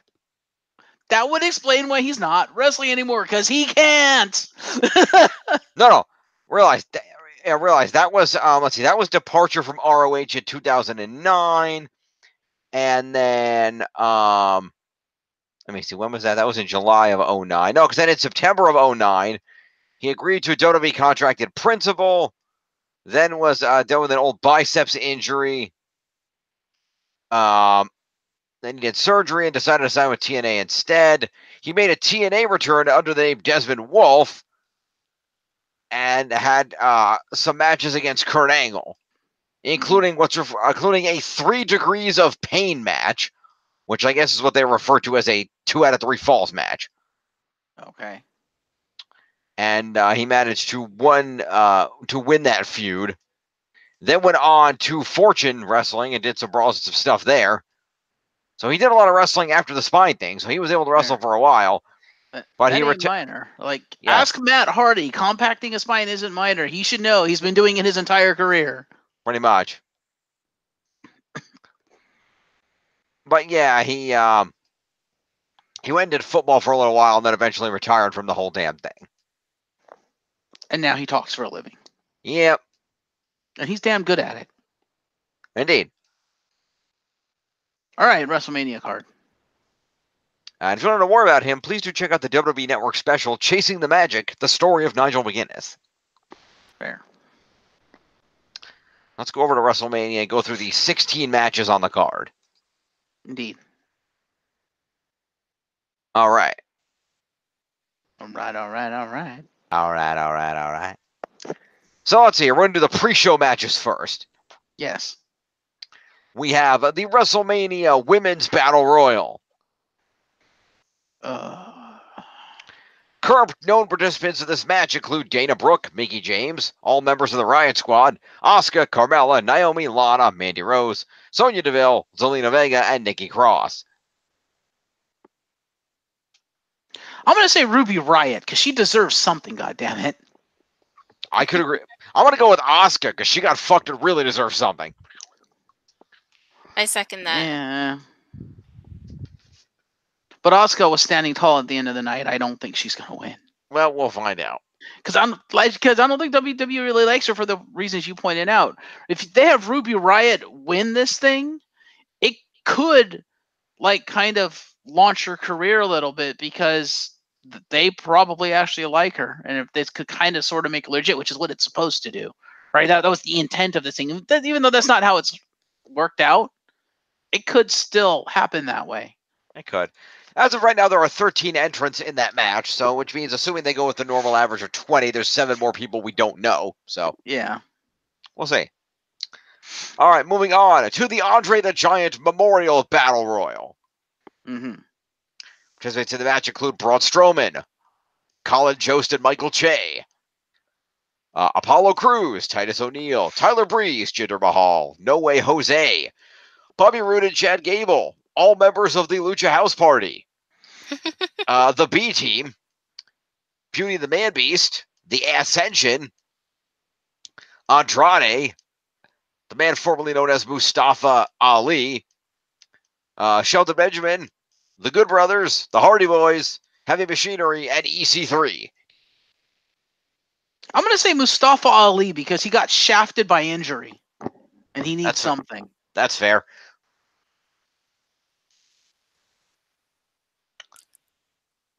Because Matt Hardy's already won it once. I don't see them giving it to Jeff because he's above that. Yeah.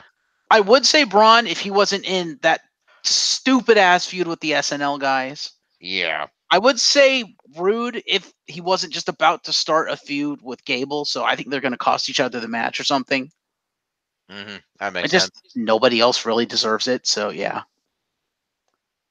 Fair enough. Who do you think? Given how much they've been using him lately on Raw, I could see Apollo Crews. I could actually see that. I could see that as well. They've been kind of using him more than usual recently. We'll see. What do you think, Risa? I like both of them, but I probably think Apollo Crews. He's been showing up. That's fair. Fair. That's 29 entrants announced, so if they go with a 30-man battle royal, there'll be one more person we don't know. Potentially. Fair. All right. Other matches on the card. We have the Revival defending the Raw Tag Team titles against Kurt Hawkins and Zack Ryder. I'm going with the Edgeheads because this was the blue fuck out of nowhere, and that would fit the storyline they're trying to go for the Edgeheads. Yes, I agree. Also, have the Revival really been doing anything with those titles? No, not really. Aside from cheating to retain them. Yes. Risa, what do you think? Edgeheads all the way. All right. So then we have a fatal four-way for the SmackDown Tag Team titles, which featuring the Usos versus Blackachet versus The Bar versus Shinshin and Ruru. I think the Usos should win this, but I think Blackachet is going to win. Yeah, Blackachet, the way they're being pushed, I would be shocked if they didn't. I wouldn't be shocked, but I don't know. Because like I said, they've been making such a huge deal over the Usos, having never been to WrestleMania and wanting a WrestleMania moment. And okay, they're at WrestleMania as the champs now, but to have them lose it at WrestleMania after talking up this big WrestleMania moment just seems kind of weird to me. Fair enough. What do you think, Risa? Ricochet and Black are my favorites to win, but I don't think they will. I think they're going to get shafted. Fair. Interesting call. All right. Let's see what else is on this card that we could talk about tonight. How about Kurt Angle versus Baron Corbin in Kurt Angle's last match ever, purportedly? I think John Cena's going to win that match. Ah! I think he's going to Hogan it and kick Baron Corbin the fuck out. Okay, then. You think he's going to beat Kurt, though? Yes. If it does end up being Cena, I think Cena is going to go over. Okay. Because usually in a legend versus legend match, the retiree loses. That is true. Because like with Flair's retirement match, Shawn won the match. Yes. So yes, if Cena is the man, then I see him going over Kurt, but respectfully. Mm-hmm. And it's more incentive for the crowd to chant, "You suck." Well, no, they want Cena in the match. They probably don't care who wins that match as long as Corbin's not in it. Right.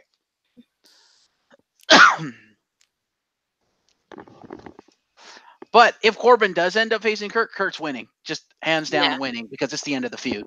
Yep, that's fair. All right, I agree. Let's see what other matches we got. We got Shane McMahon versus The Miz in a Falls Count Anywhere match. The Miz is getting revenge. That would make sense. Also, but Shane is a McMahon. Yeah. Yeah, but if Miz loses, that kind of derails his face push. Unless Miz loses because Shane pulls some McMahon power trip bullshit. Maybe. If he loses because Shane pulled some I'm a McMahon and therefore can do ridiculous shit that nobody else but a McMahon can do. Like if I have half a roster come out and beat the shit out of you because I have that power. I would accept Miz losing on one condition. Okay. It heralds the return of Johnny Mundo. Bring them back to the face team. That seems incredibly unlikely, but I would love to see it. Because I'd love to see Shane like pull McMahon shit to win, and I'd love to see Morrison just come out and fucking kick him in the face. That'd be good. But no, I think the Miz is going to win because I think the way they've been building it up, Miz needs to get retribution at this point. Makes sense. What do you think, Risa? I like the Miz too. All right. We've also got on the card Roman Reigns versus Drew McIntyre. Well, that's a tough one. Honestly, I'm going with my boy Drew Mac. Not just because I have him, but because I think it would do wonders for his character and for the story to have him just end the Shield, especially since Dean is probably not going to be there. Now, if Dean shows up, I say the big dog wins, but I don't think Dean's going to show up. See, I agree with you with the point on McIntyre. There's just one slight problem. What's that? You don't put a man in his first singles feud after leukemia and have the leukemia being, used as a plot point in the feud and then and at WrestleMania of all places and then have Roman lose. Yeah. That's true. But at the same time, this is Vince we're talking about. True. I think you make a valid point. I still have to go with my boy Drew because I think it makes more sense for the storyline. All right. I agree with you. This is Vince we're talking about, and With John Cena gone, who in the company does Vince have a bigger heart-on for than anybody else? It's Roman Reigns. Yeah, but Cena's going to be at WrestleMania. Yeah, but still, Roman Reigns is still the current roster, the big dog. So I don't see, like I said, I don't see Roman losing this. Maybe it involves DNA interference to make that happen. I don't know, but I do not see Roman Reigns losing this match. That's fair. What do you think, Risa? I think Roman's gonna take it. Fair.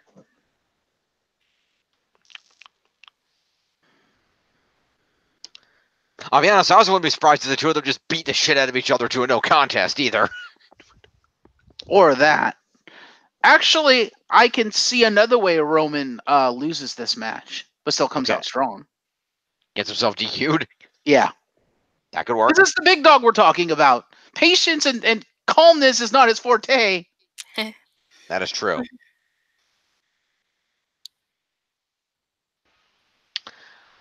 All right. Moving along the card, we have AJ Styles versus Randy Orton. I think AJ is going over Orton because I think Orton's on his way out. That would make sense to me. Let me put it to you this way. Orton put over Kofi in the last pay-per-view. That is true.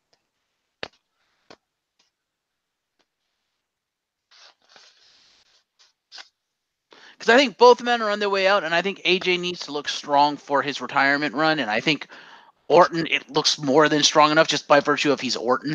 Mm-hmm. That's true. Mm-hmm. Yeah, I agree with that.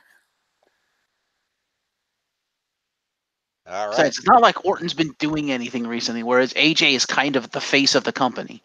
That's true. That's true. You are not wrong. All right. Let's see. Then we've got Bobby Lashley versus the Demon Finn Balor for the Intercontinental Championship. Well, we know who's winning that. Moving on. Demon. Demon. Yeah, if Finn loses, his career is over. Because that will just completely ruin him. Yeah.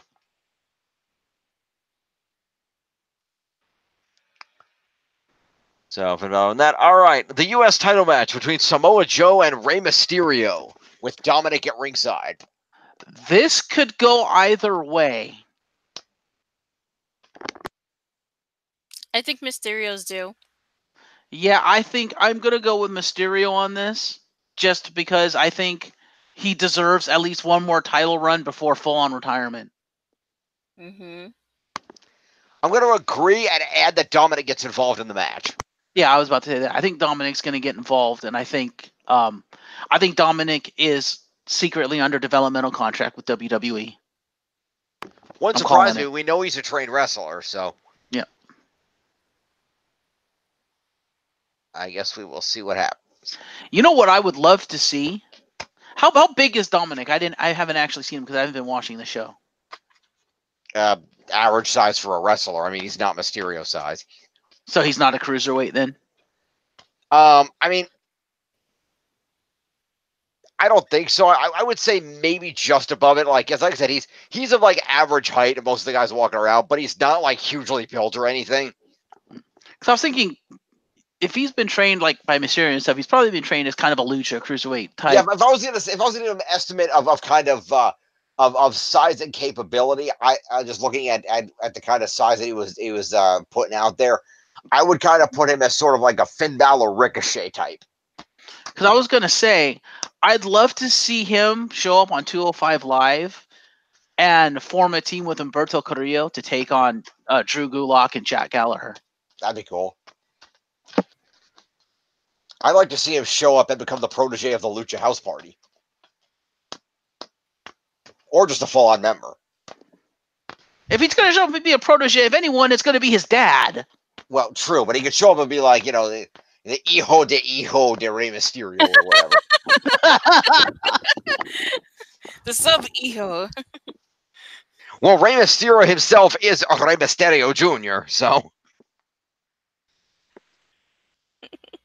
Here's Rey Mysterio Jr. Rey's brother is actually Hijo de Rey Mysterio down in Mexico. Oh, really? Because that's how lucha wrestling names work, if you didn't know that. Wait, Rey's brother is the original Rey Mysterio? No. I'm saying it. Their father is the original Rey Mysterio. Oh. Rey is Rey Mysterio Jr. His brother is Hijo de Rey Mysterio, or son of Rey Mysterio. Ah. Is he the firstborn? Possibly. I don't actually know. Okay. Well, I would imagine if Rey got the junior moniker, he's probably the firstborn. Oh, good point. Now, let's see here.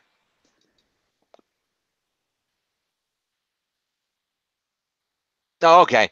So, in fact, that's not even accurate. They're all listing it as that, but in fact, the original Rey Mysterio is actually not their dad, it's their uncle. Oh. But they listed themselves that way by passing it off in K-Fob as they're his sons. Fair enough. Yeah, he's the uncle of wrestlers Rey Mysterio, El Hijo de Rey Mysterio.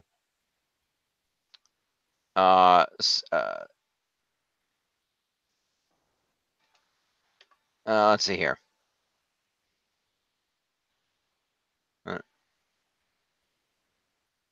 Wait, what? Hang on.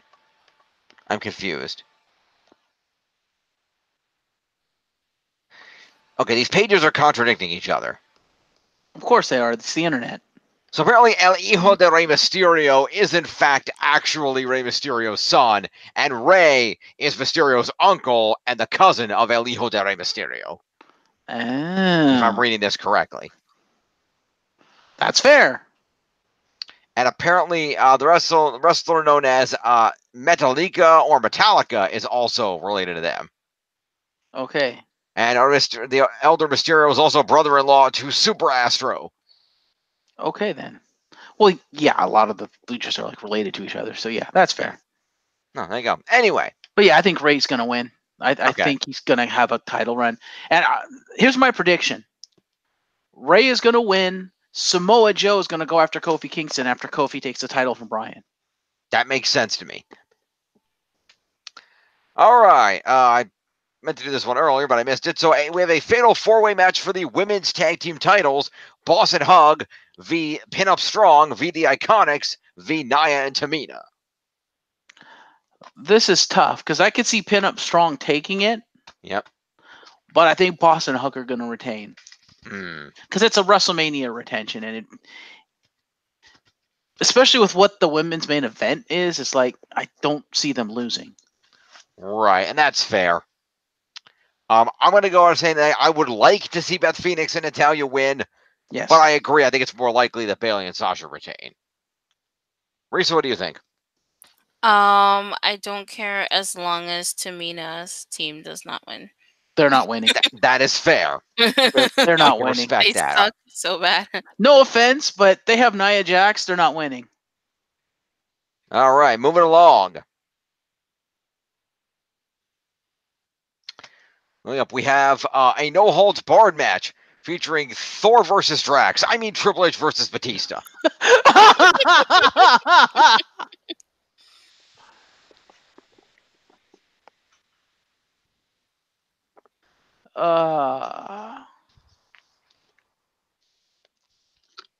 Well, if Thor is legit a choice, then I'll definitely go with Thor.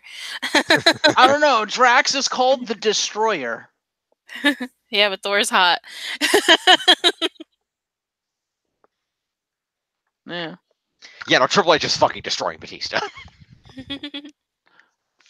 Probably, because Batista has to go film Drax. I mean, Guardians of the Galaxy. No, Batista has to go film about 4 movies that he's booked to film. Yeah. Because he's got to go film Guardians 3. He's got to go film purportedly Suicide Squad 2, maybe. He's starring in Zack Snyder's new movie Army of the Dead, and he was booked for something else, too. Yep. And then he has to do the red carpet for the movie that's going to come out, like, in a month or whatever. Yeah, he's in a lot of movies, so he's going to be busy. So, yeah, no, Triple H is going to win. Plus, Triple H put his in-ring career on the line. There's no way he's losing that. Well, actually, I could see Batista winning this.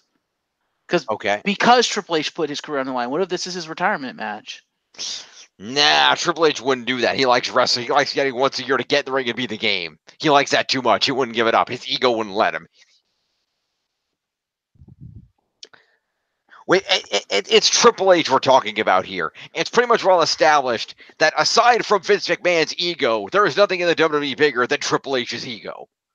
Yeah, but I also point to you, his best friend is Shawn Michaels, who retired and then came out of retirement. That is also true. His other best friend is Ric Flair, who retired and came out of retirement. Yeah, but not in the same company. No, but he still did it. Yeah. Mhm.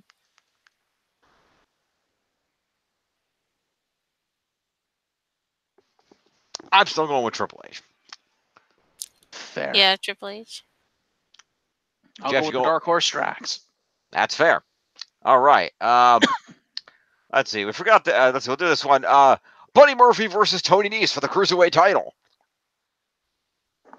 I'm going with Tony Nese. The way they've built him up, he has to win this. I would like to see that. He And deserves it. Buddy He's been on 205 from the Murphy long beginning. enough. Yeah. What do you think, Risa? I like Tony Nese for this, even though he really hasn't been utilized. I don't think. That's true. He's always kind of been a second fiddle to a lot of other guys on 205 most of his career, but that's why he deserves a chance. Yeah, until this tournament, he wrecked house. Yeah. And he put on some of the best matches I've seen on 205 Live. Like, holy crap. Like, a lot of the matches in the last month or two have been the best matches I've seen in WWE, period, in a while. Yeah. All right. We've got Daniel Bryan versus Kofi Kingston for the WWE Championship. Kofi. Yeah, Kofi, please. Kofi rocks. Kofi rocks. Like I said, it's if Kofi loses, it'll be worse than when Daniel Bryan lost all those years ago. Mm-hmm. Because Kofi's at like Daniel Bryan levels of being over right now. Mm-hmm. All right. Let's see. We have, if I may, we have the Beast, the purported Beast Slayer, Seth Rollins, taking on him, the reigning, defending, undisputed, Universal Champion, Brock Lesnar. Seth. Yep. That seems likely, but then Seth did come out strong on Raw. Yes, he did.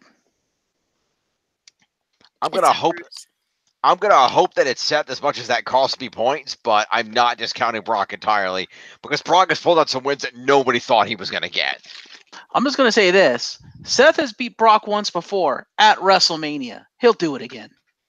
Yeah, after Roman beat Brock up for him, and he unexpectedly inserted himself into a match he wasn't scheduled to appear in. Yeah, well, a win is a win. All right, fair enough. And last but not least, your main event, a winner-takes-all triple threat match for both the Raw and SmackDown Women's Championships,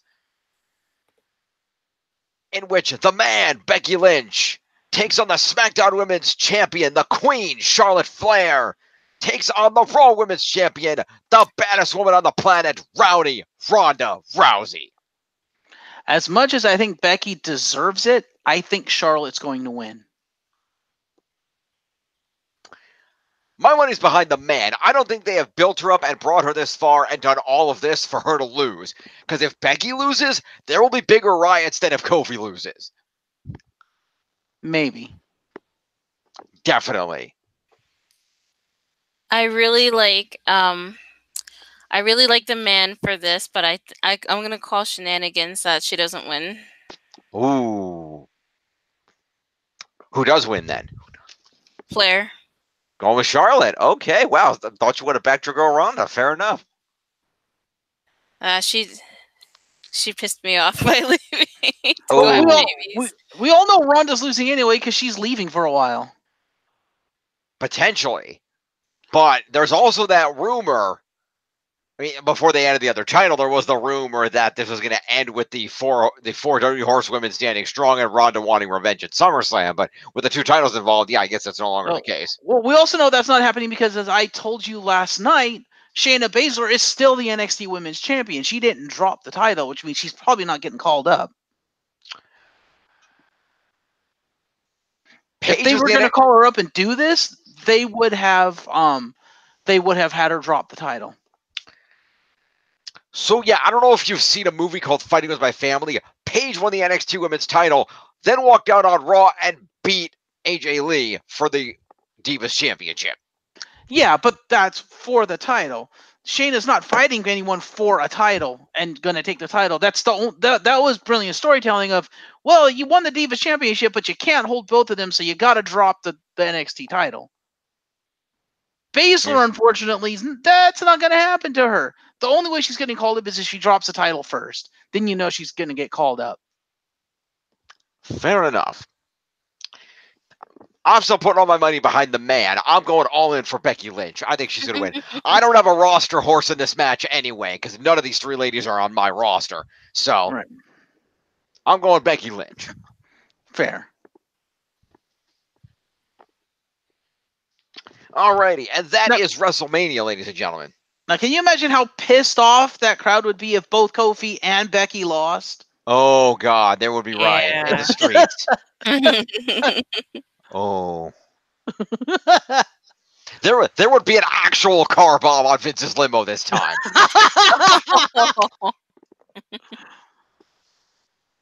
I would hope Vince would be smart enough not to show up at the event if he books it that way. Like, here's the finish. And he just turns, he's like, Mr. McMahon, where are you going? The hell away from here. I remember what happened last time with Brett. I'm not sticking around. Yeah, pretty much.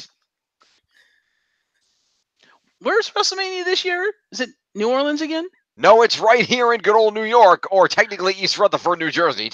Oh, yeah. Vince would need to get the fucking hell out of Dodge if he did that. That's even worse than fucking New York and New Jersey. They will fucking shank him as he walks out. They will have no shame in doing that.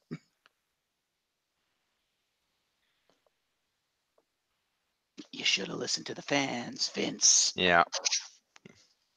They're in East Rutherford. They will shore up a Jersey army, and for no reason, Enzo Amore will lead it. Actually, I was going to say, if that happens, Enzo will probably show up and just do the deed for them. Yeah. Well, they did, in fact. That was actually a note I saw. They did actually crash an independent event. Enzo and Cass did. Oh, really? Yeah, they crashed the G1 Supercard, actually. Really? Of all events they got? Wow, okay. Yeah. We're all over the place. Enzo Amore and Big Cass jumped the guardrails at the show at MSG and got involved in a wild skirmish with several wrestlers currently working the pay-per-view broadcast. Bully Ray was seen getting involved and on commentary, and it was treated like a shoot. Security seemingly did nothing to break things up, so the consensus was that it was a worked shoot. So he works for them? Or they work for them? I don't know. They're trying to pull an NWO, aren't they? The wouldn't surprise me. I don't know. But that's what happened. Also, I thought Enzo and Cass didn't like each other anymore. Well, if they're being paid to like each other. Yeah, well. All I'm saying.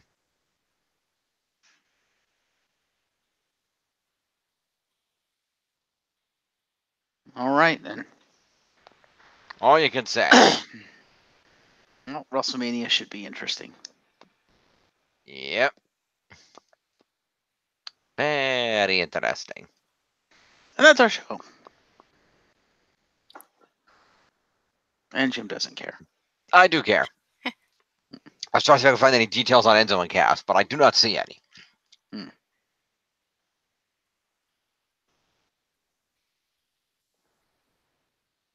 Oh, there it is. Enzo and Cass jumped the rail and interfered in a match in the IGPW Tag Team Title match. the ROH and IGPW Tag Team title match, sorry, which saw Tama Tonga and Tangaloa taking on PCO and Brody Kings, taking on Evil and Sonata, taking on Mark and Jay Briscoe. Okay. They got attacked by Bully Ray and other wrestlers. The finish of the actual match was Tonga and Tama Tonga and Tongaloa picking up the win to add the ROH Tag Team titles to their IWGP Heavyweight Tag Team titles. Fair enough. Anyway, all that said and done, this has been our show, folks. I'm James Phoenix. Thank you to Tiff, who was here earlier. We appreciate her showing up and doing the SmackDown. Risa and Jeff, thank you both. See ya. Tune in, of course, this Thursday when we will be covering WrestleMania in our Season 9 finale. And next Saturday, 1 week from tonight, will be the Season 10 premiere, which will be our Season 10 draft and then our first week of scoring leading up to SummerSlam. It's going to be a whole new ball game. Fourth player, completely new rosters. It's going to be interesting. If we're not too tired, otherwise, as per the usual, score later on in the week. Yeah, we might score on Sunday if we have to. We'll make it work. But we'll at least be drafting on Saturday if nothing else. Absolutely. Yep. So we'll see you next time, folks.